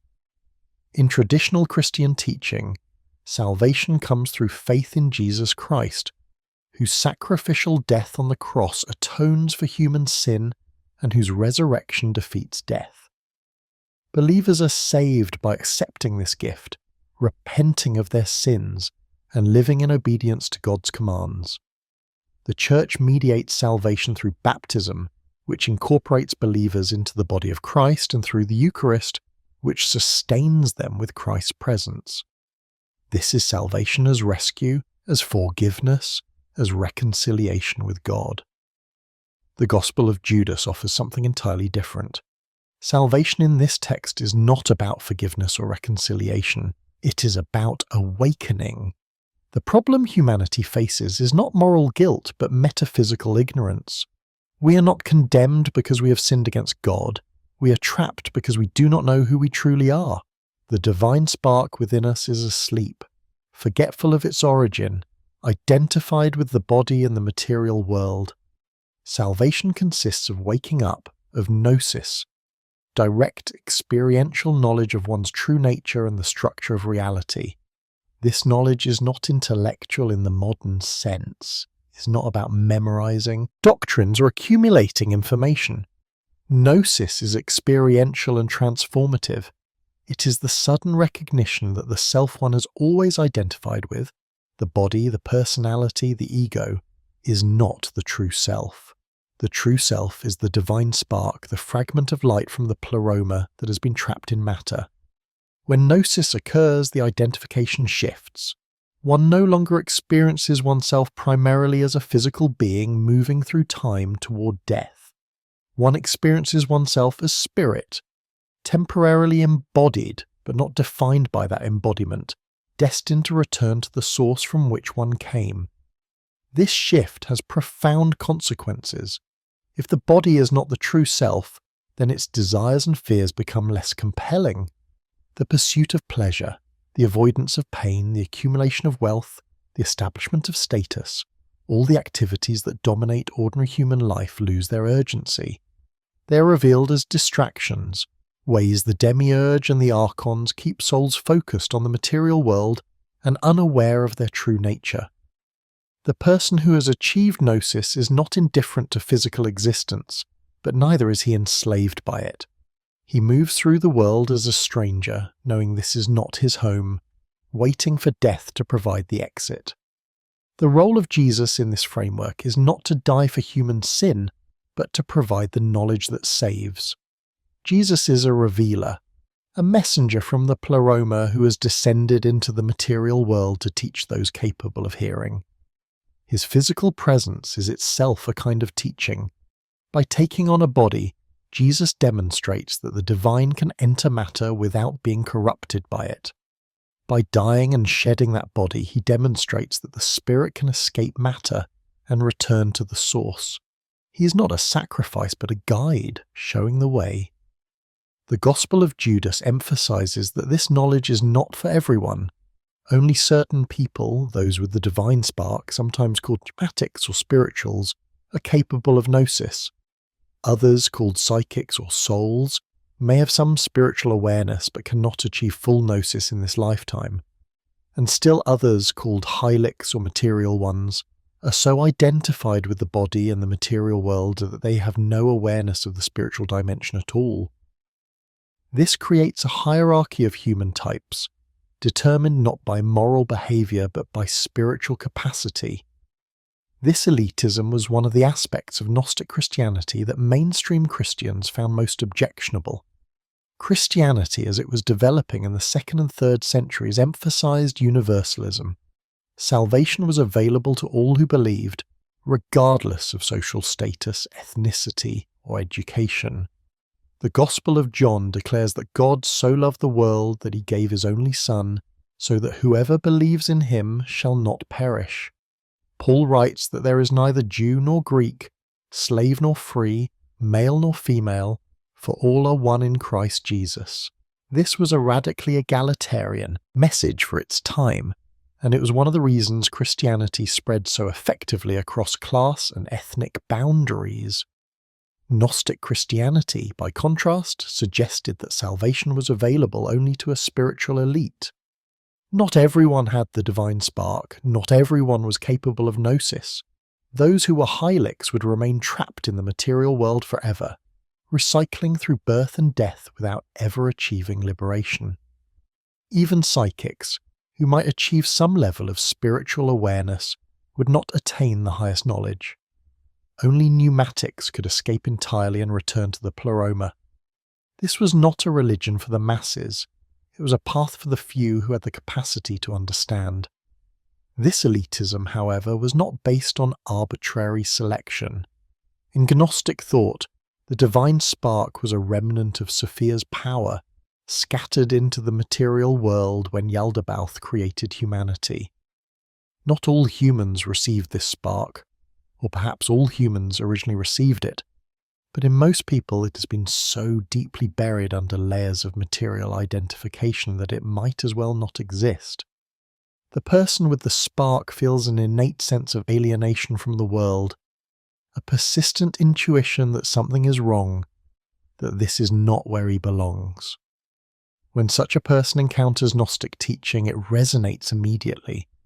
It names what he has always felt but could not articulate. This recognition is itself the beginning of gnosis. The process of gnosis often involved elaborate teaching about cosmology, mythology, and the nature of the divine. Gnostic texts are filled with complex genealogies of eons, detailed descriptions of the structure of the Pleroma, and intricate accounts of how the material world came into being. To modern readers, these passages can seem tedious or absurd. Endless lists of divine names, bizarre mythological narratives, confusing metaphysical speculations. But for those seeking gnosis, these teachings served a purpose. They were maps of the spiritual landscape, guides to the invisible architecture of reality. By learning this cosmology, the seeker was preparing himself to navigate the path back to the Pleroma after death, because Gnostic texts describe an afterlife journey in which the soul must ascend through multiple levels of reality, each guarded by archons who will try to prevent passage. The archons may challenge the ascending soul, demanding to know who it is and by what authority it passes. The soul must respond correctly, affirming its divine origin and its right to return to the Pleroma. Some texts provide specific passwords or phrases that must be spoken at each level. This is not magical thinking in the sense of superstition. It is ritual knowledge, a kind of spiritual technology that enables the soul to transcend the barriers the archons have established. The emphasis on secret knowledge also explains why Gnostic communities were organized differently from mainstream Christian churches. There were no mass assemblies open to all comers. Instead, Gnostic teaching was transmitted in small groups, often through one-on-one instruction from a teacher to a student. The teacher would assess the student's readiness, gradually revealing deeper levels of teaching as the student demonstrated capacity to understand. This created a hierarchy of initiation, with outer circles of members who knew only basic teachings and inner circles who had access to the full revelation. This structure was similar to the mystery religions that flourished in the Greco-Roman world during the same period. Religions like the Eleusinian Mysteries, the Cult of Isis, or Mithraism all featured initiation rituals, secret teachings, and gradations of membership. Gnostic Christianity adopted this model, perhaps because it fit their understanding of salvation as a path of progressive knowledge rather than a moment of conversion. One did not become a Gnostic by making a decision to believe. One became a Gnostic through a process of instruction, contemplation, and inner transformation that could take years. This also made Gnostic groups vulnerable to criticism. Mainstream Christians accused them of elitism, secrecy, and withholding the gospel from ordinary people. Why would God's revelation be limited to a small group? Why would salvation require specialized knowledge available only to initiates? Mainstream Christianity offered immediate inclusion. Baptism was a simple ritual that anyone could undergo, and faith was something anyone could choose. Gnostic Christianity seemed to place salvation out of reach of most people, reserving it for an educated spiritual aristocracy. Gnostic teachers responded that they were not withholding knowledge arbitrarily. Rather, they were recognizing that not everyone was ready to hear certain teachings. To reveal advanced gnosis to someone without the capacities to understand would be worse than useless. It would be dangerous, leading to confusion or misuse of the knowledge. The Gospel of Thomas, another Gnostic text, contains the saying, "Whoever finds the interpretation of these sayings will not experience death." But finding the interpretation requires spiritual readiness. Simply reading the words is not enough. One must be capable of seeing through the surface meaning to the hidden truth beneath. The Gospel of Judas participates in this emphasis on secret knowledge. The text presents itself as a revelation given privately to Judas, per out from the other disciples. Jesus takes Judas aside and tells him things he does not share with the others. The text implies that the other disciples, who would go on to found the mainstream church, never received this knowledge. They remained in ignorance, teaching a version of Christianity that focused on sacrifice, obedience, and ritual rather than on gnosis and liberation. The true teaching was preserved only in texts like the Gospel of Judas, passed down through communities that understood the deeper meaning of Jesus' message. This creates a radically different understanding of apostolic authority. Mainstream Christianity built its authority structure on the claim that the apostles received their teaching directly from Jesus and passed it on faithfully to their successors, the bishops. An unbroken chain of ordination connected the bishops of the 2nd, 3rd, and 4th centuries back to the original disciples. This is why creeds emphasize one holy Catholic and apostolic church. Apostolicity was a criterion of legitimacy. But the Gospel of Judas inverts this. The apostles did not understand Jesus. They worshipped the wrong God, taught the wrong message, and established a church that led people away from salvation rather than toward it. The true teaching was not preserved through the institutional church, but through alternative channels. Gnostic teachers who claimed their own lines of transmission back to Jesus, often through figures like Mary Magdalene, Thomas, or Judas himself. These were rival apostolic successions, claims of authentic Christianity that bypassed and contradicted the mainstream church's authority. The conflict over salvation through knowledge versus salvation through faith and obedience was not just theological, it was political.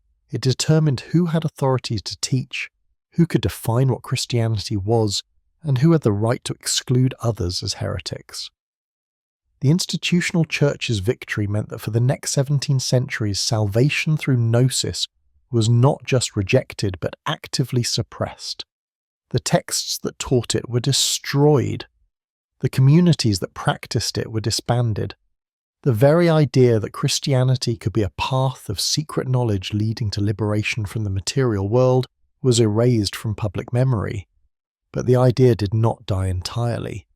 It went underground, surfacing periodically in movements that the Church condemned as heretical, the Cathars in medieval France, the Bogomils in Bulgaria, various mystical and esoteric movements throughout Christian history.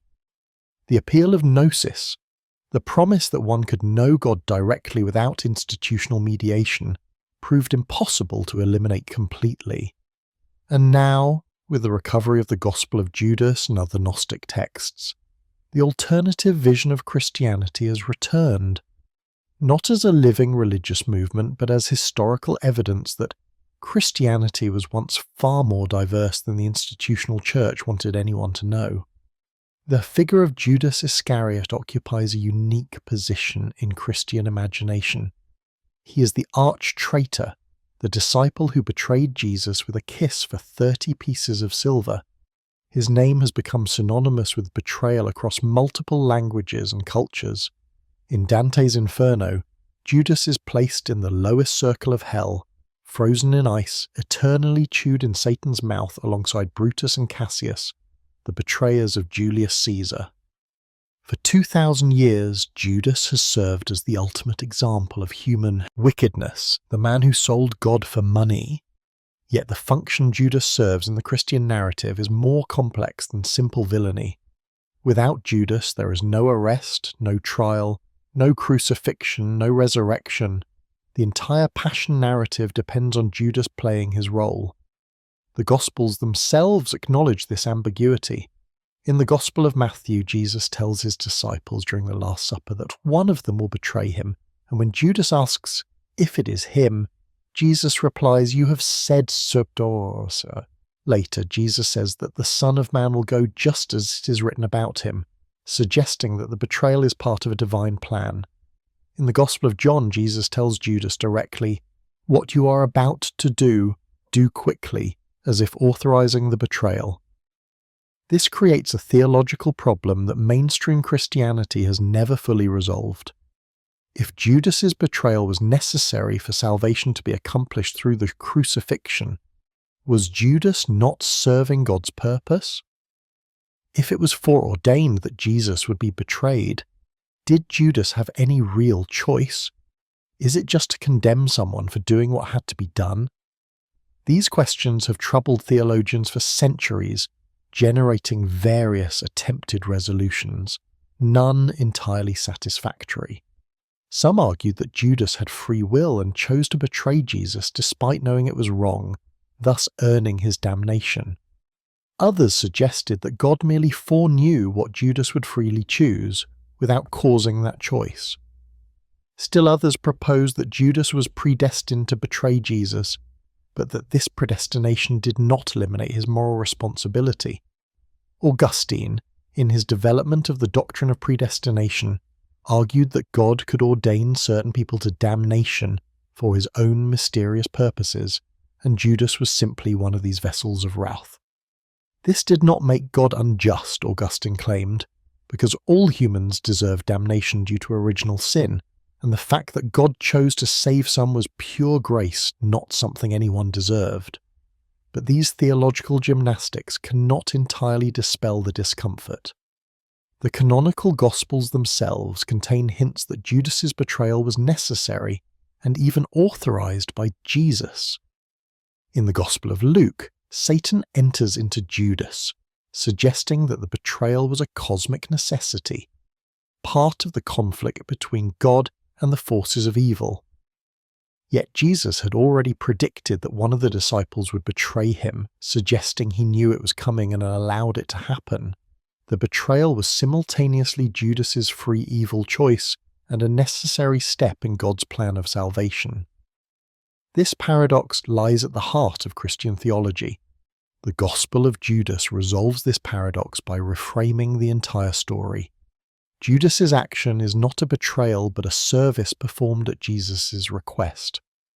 The other disciples wanted to keep Jesus in the material world, to establish his kingdom on earth, to continue learning from him as their master. They did not understand that Jesus' true mission was to escape the material world and return to the pleroma. Only Judas understood this, and only Judas was willing to do what was necessary, hand Jesus over to the authorities who would kill his body and free his spirit. In this reading, Judas is not a villain, but a tragic hero. He performs an essential service, knowing that he will be hated for it.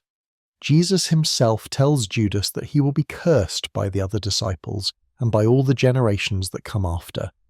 Judas accepts this fate because he understands what is at stake.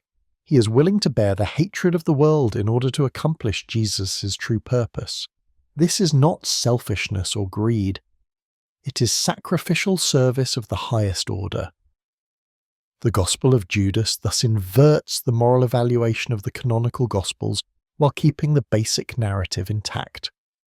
The kiss in the Garden of Gethsemane, the exchange of money, the handing over of Jesus to the authorities, all of this happens, but with a completely different meaning.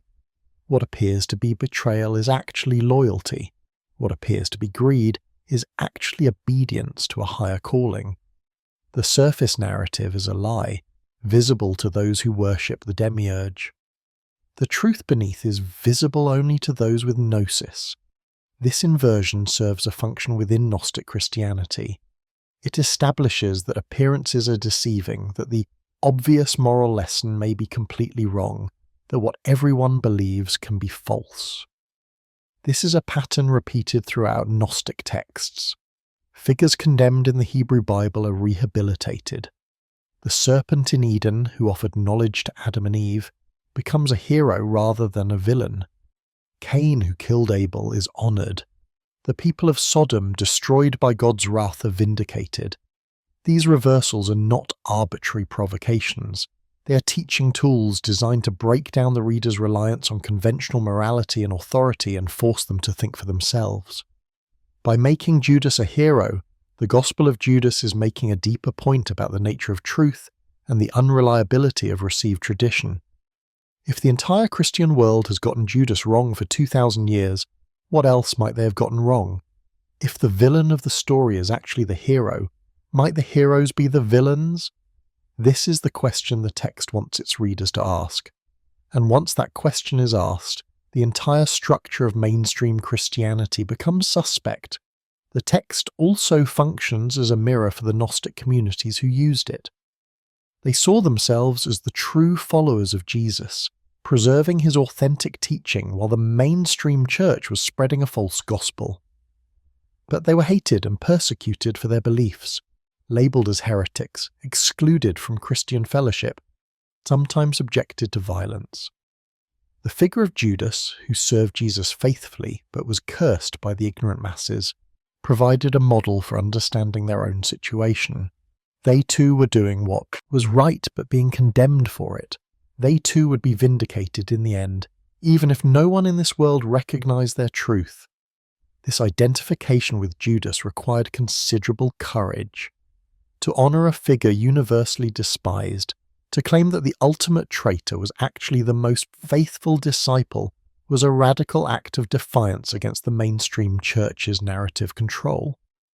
It was a way of saying that the institutional church did not have the authority to define who was righteous and who was wicked, who was a true Christian and who was a heretic.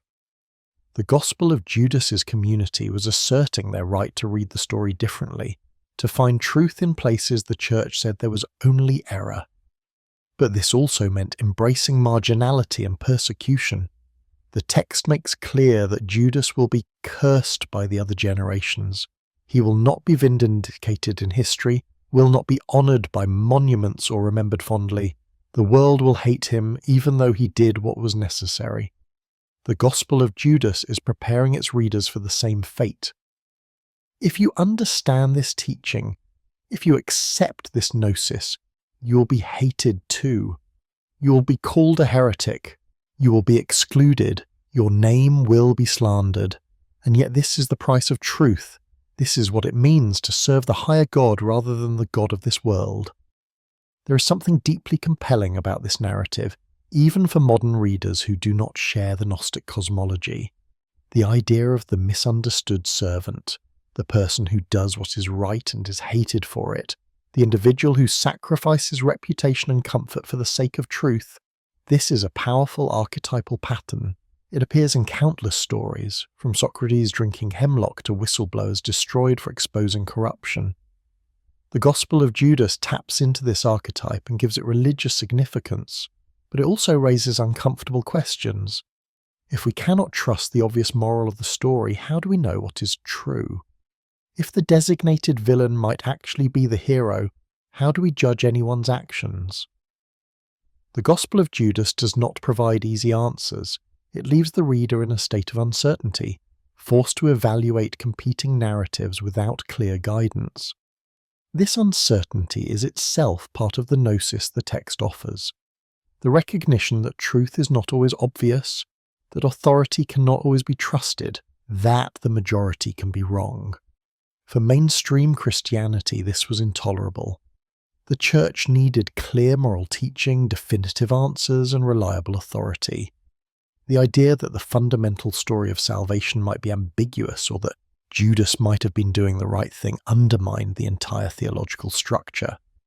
So the Gospel of Judas was condemned, suppressed, and ultimately lost, surviving only as a brief reference in the writings of heresy hunters who were determined to ensure no one would ever take its claim seriously. But the questions the text raises do not disappear simply because the Church condemned it. The problem of Judas's role in salvation history remains. The tension between divine foreknowledge and human responsibility persists, and the possibility that those condemned by authority might actually be right continues to haunt religious and political systems that claim to possess truth. The Gospel of Judas gives voice to that haunting, and its recovery means that voice can no longer be ignored.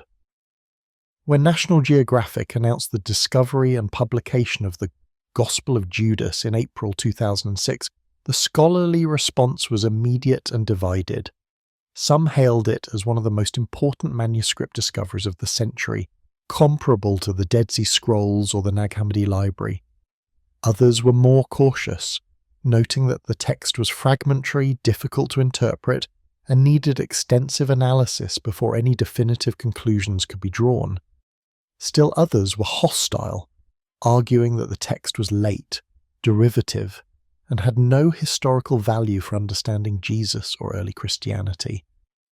The initial translation and interpretation were produced by a team led by Rodolphe Casser, a respected Swiss Coptologist working with Bart Ehrman, Marvin Meyer, and others. Their reading of the text portrayed Judas in a positive light, as the faithful disciple who understood Jesus' true mission. This interpretation made headlines worldwide, with media outlets reporting that the Gospel of Judas vindicated the betrayer and challenged traditional Christian teaching. But within months, alternative interpretations began to appear. April DeConnick, a professor of biblical studies at Rice University, published a detailed critique arguing that the National Geographic team had mistranslated key passages. According to DeConnick, the Gospel of Judas did not portray Judas positively at all. Instead, it portrayed him as a demon or servant of the archons, someone who was helping Jesus die, but for the wrong reasons. Judas was not liberating Jesus' spirit, but was destroying Jesus' body at the behest of the evil powers that rule the material world. DeConnick's interpretation hinged on several contested passages. One critical line in the Coptic text refers to Judas's star, and the question is whether this star leads to salvation or damnation. The National Geographic team translated the passage to suggest that Judas would ascend to the holy generation, implying his salvation. DeConnick argued that the text actually said Judas would lead others astray, and his star was a deceiving one, not a guide to truth. Another key dispute involved the phrase describing Judas's sacrifice. The National Geographic translation suggested Judas would sacrifice the man who bears me, meaning Jesus' physical body, which was a service helping Jesus escape. DeConnick's translation suggested the sacrifice was Judas's own spiritual destruction, as he was serving the demonic powers without realizing it. These are not minor linguistic quibbles. They fundamentally alter the meaning of the text. In one reading, Judas is the hero of the gospel, the only disciple who truly understood. In the other reading, Judas is a tragic figure, deceived by demonic forces, thinking he is serving Jesus but actually serving the archons. Both readings can be supported by the Coptic text, depending on how one interprets ambiguous grammatical constructions and how one reconstructs damaged passages. The debate became contentious. DeConnick accused the National Geographic team of rushing to publish in order to generate publicity and maximize media attention, sacrificing scholarly rigor in the process. She argued that a more careful translation, with fuller consultation of the broader scholarly community, would have avoided the errors in the initial publication.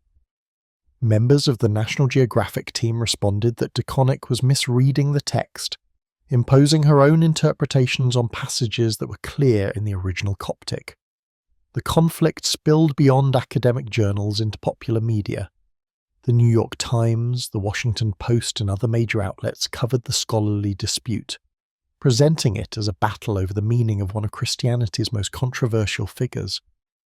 Religious leaders weighed in, with conservative Christians generally supporting DeConnick's interpretation, which preserved Judas as a villain, while more liberal voices found the National Geographic interpretation intriguing, even if ultimately unpersuasive. Part of what made the dispute so intense was the fragmentary nature of the manuscript. Large sections of the Gospel of Judas are missing, destroyed by the years of poor storage and handling before proper conservation began. Key passages exist only in fragments, with words or even whole lines missing. Reconstructing these gaps requires scholarly judgment, and different scholars make different choices about how to fill them in. Each reconstruction creates a different text, and each different text supports different interpretations. This is not unique to the Gospel of Judas. Ancient manuscripts are frequently damaged, and scholars must make educated guesses about missing words and phrases, but in this case the stakes were particularly high. The Gospel of Judas was not just an obscure early Christian text. It was a document that challenged fundamental aspects of Christian narrative and theology. Whether Judas was a hero or a villain mattered not just for understanding one 2nd century Gnostic community, but for how millions of people understood their own religious tradition. The scholarly debate also reflected deeper divisions within biblical studies and early Christian scholarship. Conservative scholars, particularly those associated with evangelical institutions, generally argued that the canonical Gospels are historically reliable, and that later texts like the Gospel of Judas are theological speculations with no basis in historical fact. More critical scholars, often at secular universities, argue that all Gospels, canonical and non-canonical, are theological documents rather than straightforward historical records, and that texts like the Gospel of Judas are valuable evidence for the diversity of early Christianity. These methodological divisions made consensus difficult. Scholars approached the text with different assumptions about what counted as evidence, what questions were important, and what conclusions were plausible.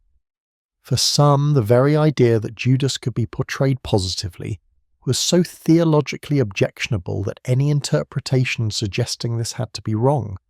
For others, the fact that mainstream Christianity had vilified Judas for 2 millennia made it likely that alternative traditions might have preserved a different perspective. As more scholars gained access to the manuscript and high-resolution images were published, the debate continued. New translations appeared, each claiming to be more accurate than the last. Conferences were held where specialists argued over individual words and grammatical constructions. Peer-reviewed articles dissected the text phrase by phrase, comparing it to other Gnostic writings and to passages in the canonical Gospels. What gradually emerged was a scholarly consensus that the text was genuinely ancient, but that its interpretation remained contested. Most experts agreed that the Gospel of Judas reflected 2nd century Gnostic theology, and that it presented Judas as having a special role, though whether that role was positive or negative remained debatable. The text certainly challenged the canonical account, but exactly how it challenged it was unclear.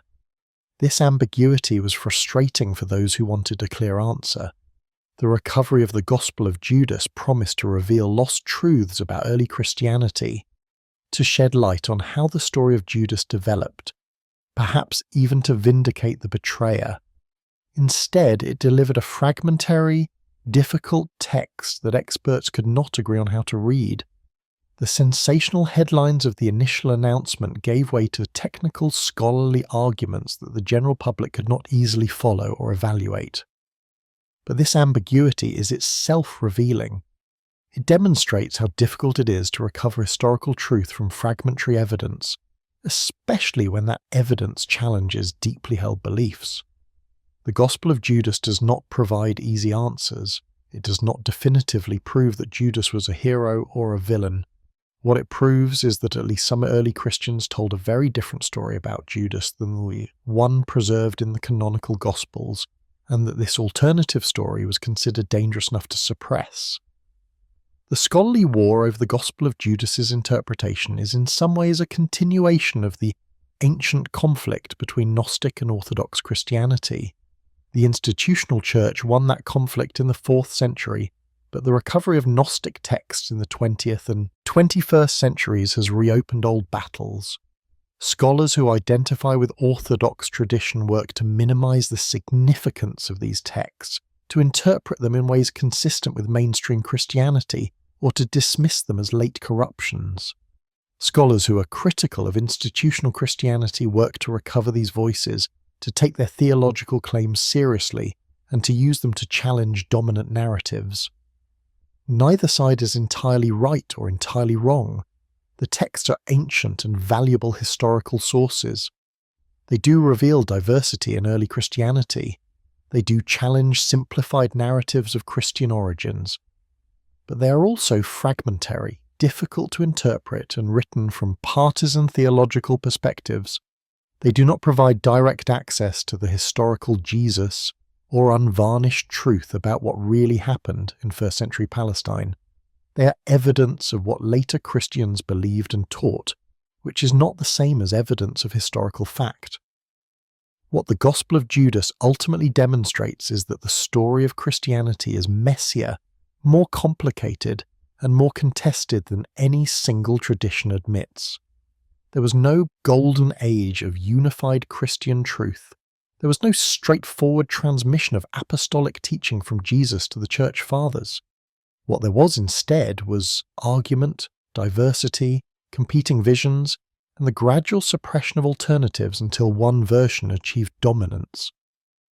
The Gospel of Judas is a voice from the suppressed traditions, and its recovery means that dominance can be questioned.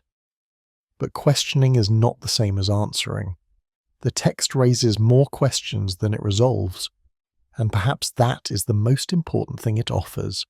Not a different set of answers, but the recognition that the questions are harder than we thought, the evidence more ambiguous, and the truth more elusive than any religious tradition wants to admit. The Gospel of Judas disappeared from history for 17 centuries. During that time, knowledge of alternative Christian traditions faded almost completely. By the medieval period, most Christians had no idea that Gnostic Christianity had ever existed as a significant movement. The few references to heretics in ancient church writings were read as descriptions of isolated groups of deluded individuals, not as evidence of widespread theological diversity. The narrative of Christian origins that dominated was one of essential unity from the beginning, with only marginal deviations that were quickly corrected. This collective forgetting was not accidental. It was the result of systematic suppression of texts, the destruction of communities, and the rewriting of history by the victors. The institutional church that emerged in the 4th century had strong incentives to present itself as the sole legitimate heir of apostolic Christianity. Admitting that other forms of Christianity had once been widespread and influential would undermine claims to exclusive truth and authority. So the history was simplified, alternatives were erased, and dissent was reframed as deviation from an original unity that had never actually existed. The mechanisms of this forgetting were multiple. First and most obvious was the physical destruction of texts. Books deemed heretical were burned. Libraries were purged. Church councils ordered bishops to confiscate and destroy banned writings. Over time, texts that were not actively copied and circulated disappeared, as papyrus decayed or parchment was scraped clean and reused. The Gospel of Judas survived only because it was buried in Egypt's dry climate, hidden away before it could be destroyed. Second was the control of what texts were copied. In the ancient and medieval world, copying manuscripts was expensive and labour-intensive. Monasteries and church institutions controlled most of the resources for manuscript production. They chose to copy texts that supported orthodox teaching, the canonical Gospels, the letters of Paul, the writings of approved church fathers. Texts that challenged orthodoxy were not copied, and therefore did not survive. Even when church fathers like Irenaeus quoted heretical texts in order to refute them, they typically provided only brief excerpts or hostile summaries, not the full text. Third was the establishment of canon. By declaring certain texts scripture and others not, the Church created a boundary between legitimate and illegitimate Christian writing. Texts outside the canon might still be read, but they did not have authority. Over time, the distinction hardened. Non-canonical texts were not just less authoritative, they were potentially dangerous, likely to lead readers into error.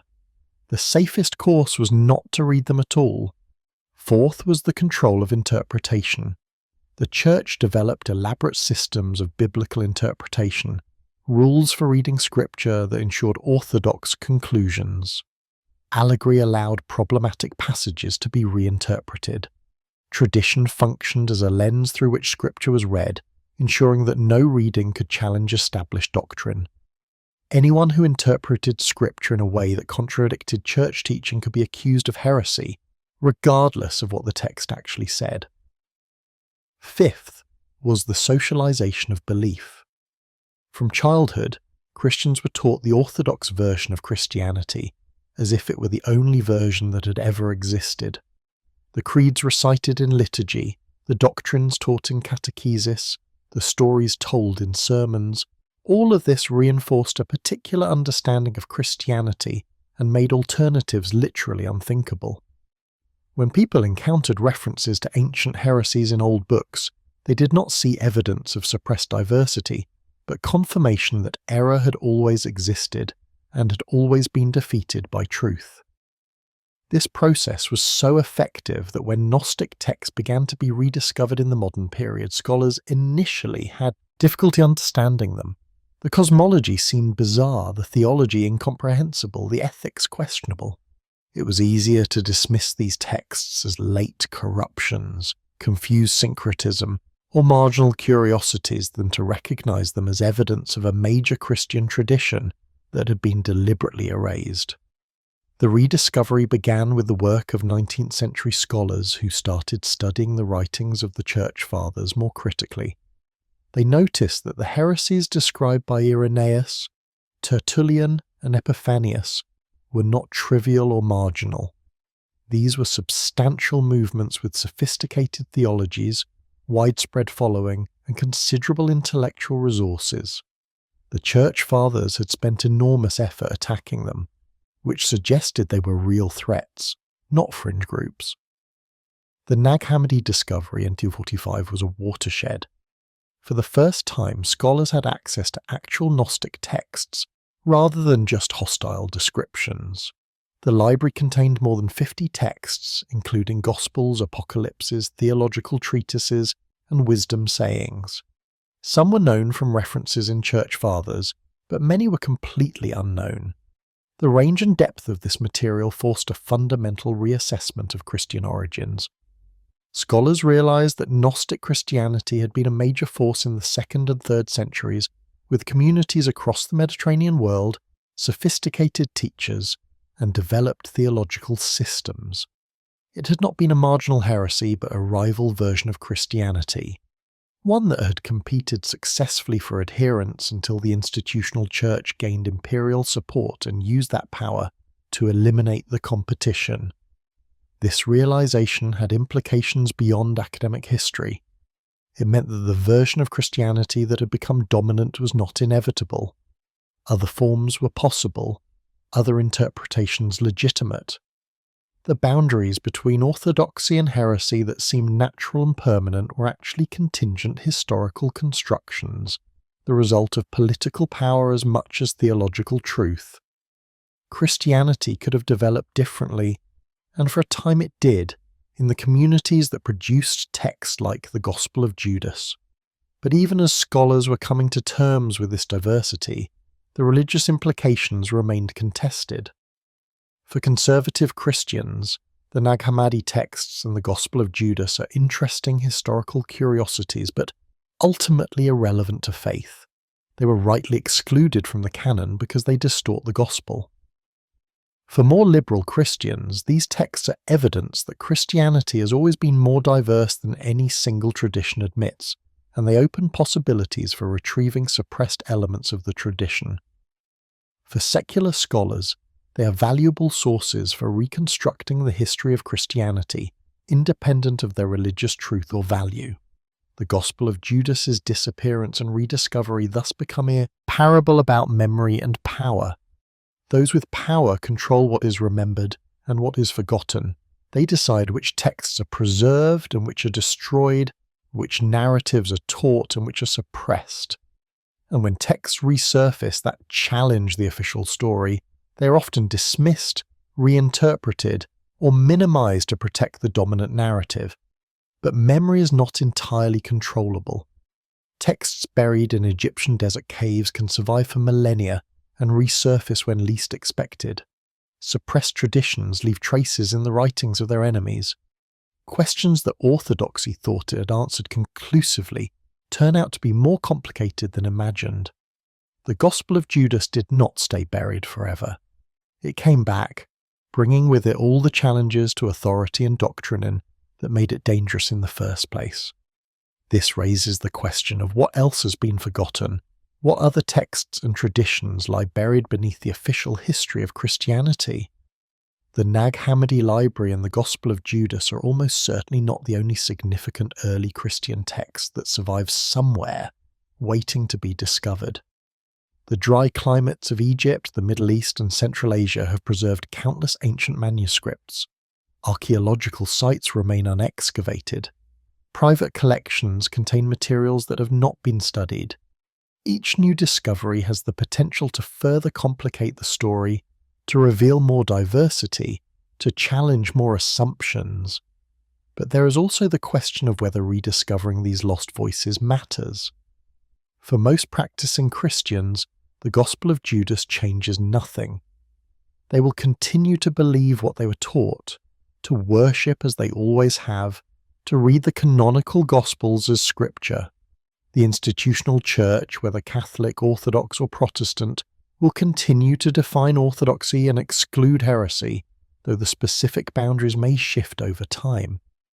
Yet for those willing to engage seriously with the evidence, the Gospel of Judas and texts like it make one thing impossible: the claim that Christianity has always been unified, that orthodoxy was obvious from the beginning, that the canonical Gospels are the only or best sources for understanding Jesus and early Christianity, the comfortable certainties of traditional faith are disrupted, not by skeptical outsiders, but by Christians of the 2nd and 3rd centuries who believed differently, who read the story of Jesus differently, who understood salvation differently. These ancient Christians were not less sincere or less committed than their Orthodox contemporaries. They were not confused or deceived. They had access to traditions and teachings that were as old and as authentic as anything the institutional church possessed. They produced texts, built communities, and offered a version of Christianity that some found more compelling than the alternatives.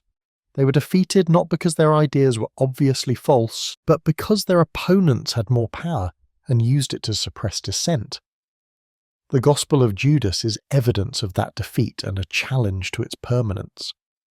The text survived the suppression, emerged from the sand after 17 centuries, and now speaks to anyone willing to listen. What it says is disorienting, challenging, and impossible to ignore. It says that the story we tell ourselves about our origins may be wrong. It says that the villains may have been heroes and the heroes may have been blind. It says that the institutions we trust may have been built on the suppression of truth. And it says that what was forgotten can be remembered, what was buried can be found, and what was silenced can speak again. We live in a time when suppressed texts can resurface, when forgotten histories can be recovered, when alternative narratives can challenge dominant stories. The Gospel of Judas is one example among many. The Nag Hammadi library revealed dozens of texts that mainstream Christianity had tried to erase. The Dead Sea Scrolls showed the diversity of Judaism in the period before and during Jesus' life. Archaeological discoveries continually complicate simplified accounts of religious history. This creates both opportunity and danger. The opportunity is to understand the past more fully, to appreciate the complexity and diversity that actually existed, to recover voices that were silenced. The danger is that every discovery can be sensationalized, distorted, or used to support contemporary agendas that have little to do with historical truth.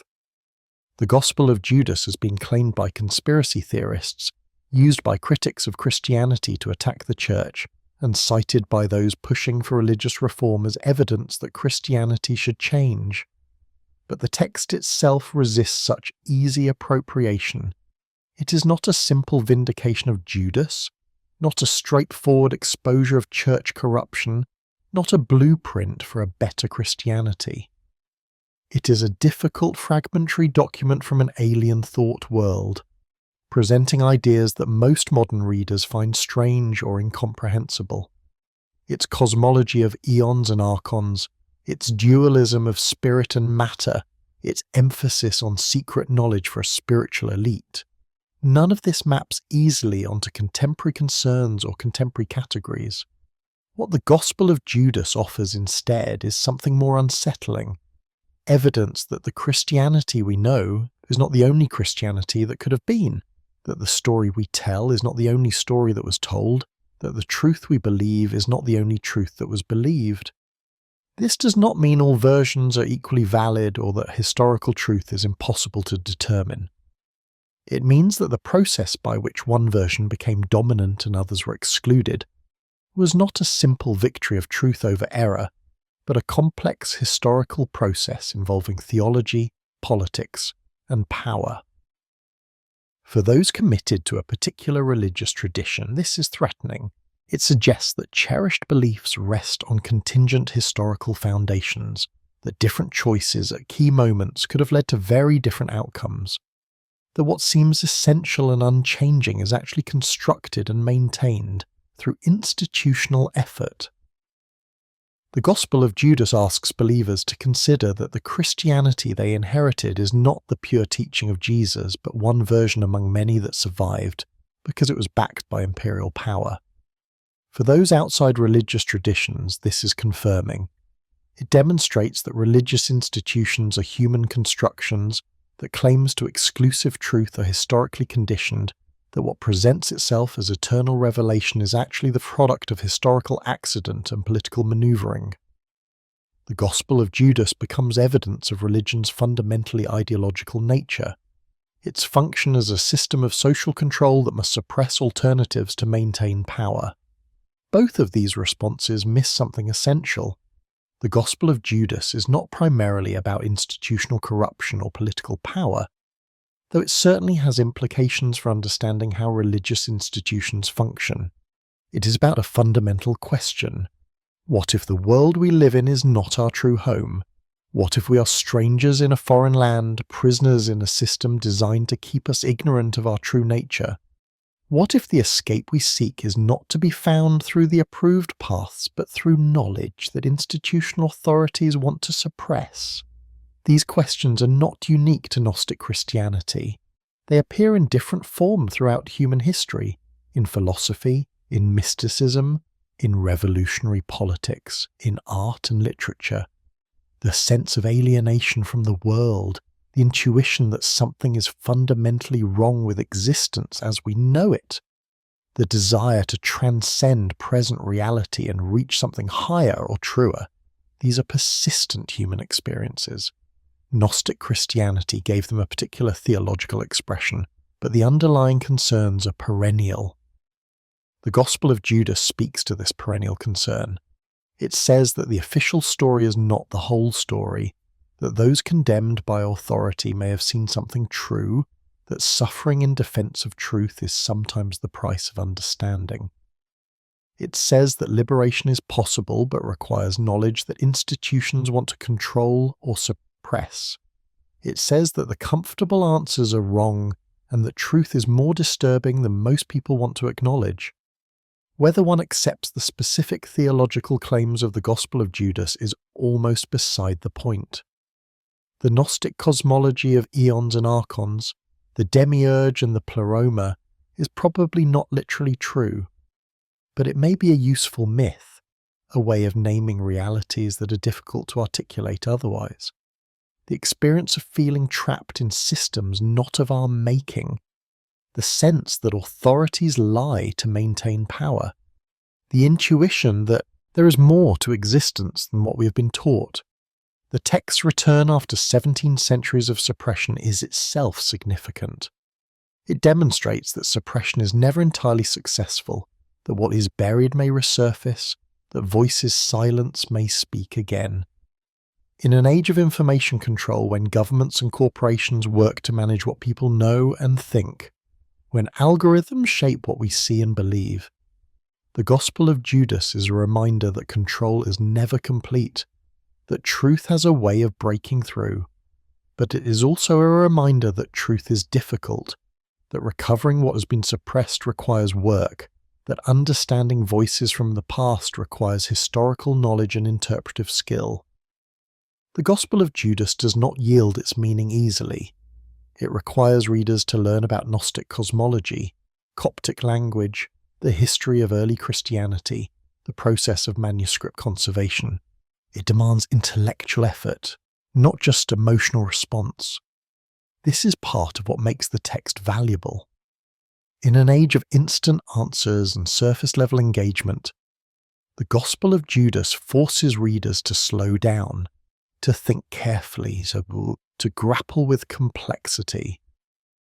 It cannot be reduced to a soundbite or a headline. It resists simplification. It demands that we take seriously ideas that seem alien, that we try to understand a worldview very different from our own, that we recognize the limitations of our own perspective. The Gospel of Judas will probably never be widely accepted as scripture or even as religiously authoritative. It is too fragmentary, too strange, too distant from mainstream Christian belief to serve that function for most people. But it serves another function. It disrupts certainty. It challenges the claim that we know the full story of Christian origins. It demonstrates that the boundaries between orthodoxy and heresy are more permeable than institutions admit. It shows that Judas, the ultimate villain, can be read as hero, and that this reading has ancient precedent. This disruption of certainty is perhaps the text's greatest contribution. It forces us to recognize that our understanding of history is partial, that our inherited narratives are contested, that what we believe to be true may be the result of suppression as much as truth. It does not provide an alternative certainty to replace the one it disrupts.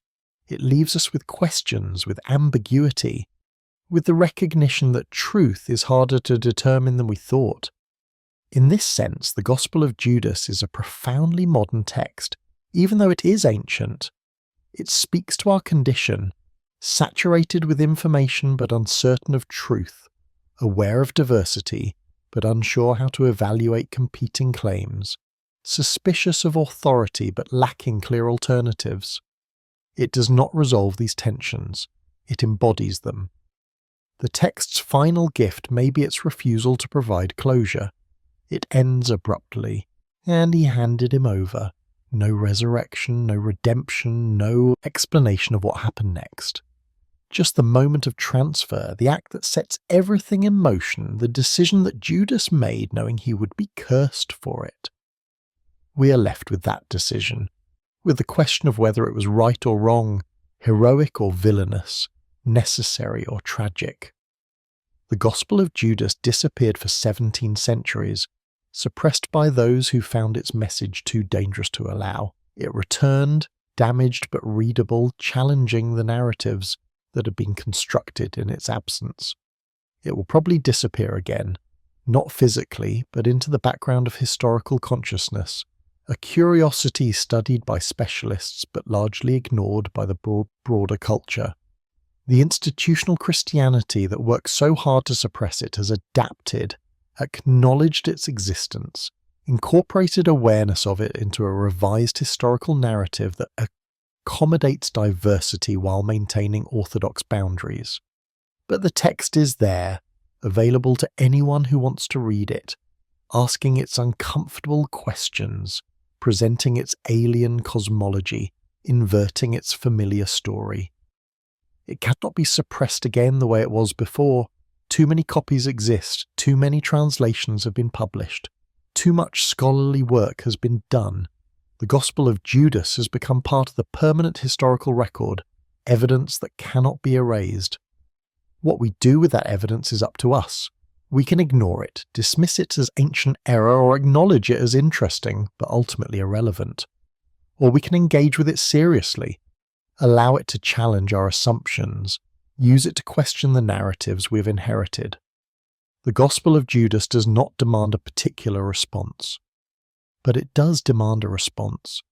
It cannot be unread, its questions cannot be unanswered, its challenge cannot be avoided. The text has returned from the desert, from the darkness, from 17 centuries of silence. It speaks in a voice strange and disturbing, offering not comfort but provocation, not answers but questions. And in speaking it reminds us that what we thought we knew may be less certain than we believed, that history is deeper and stranger than we imagined, and that the story is never quite finished.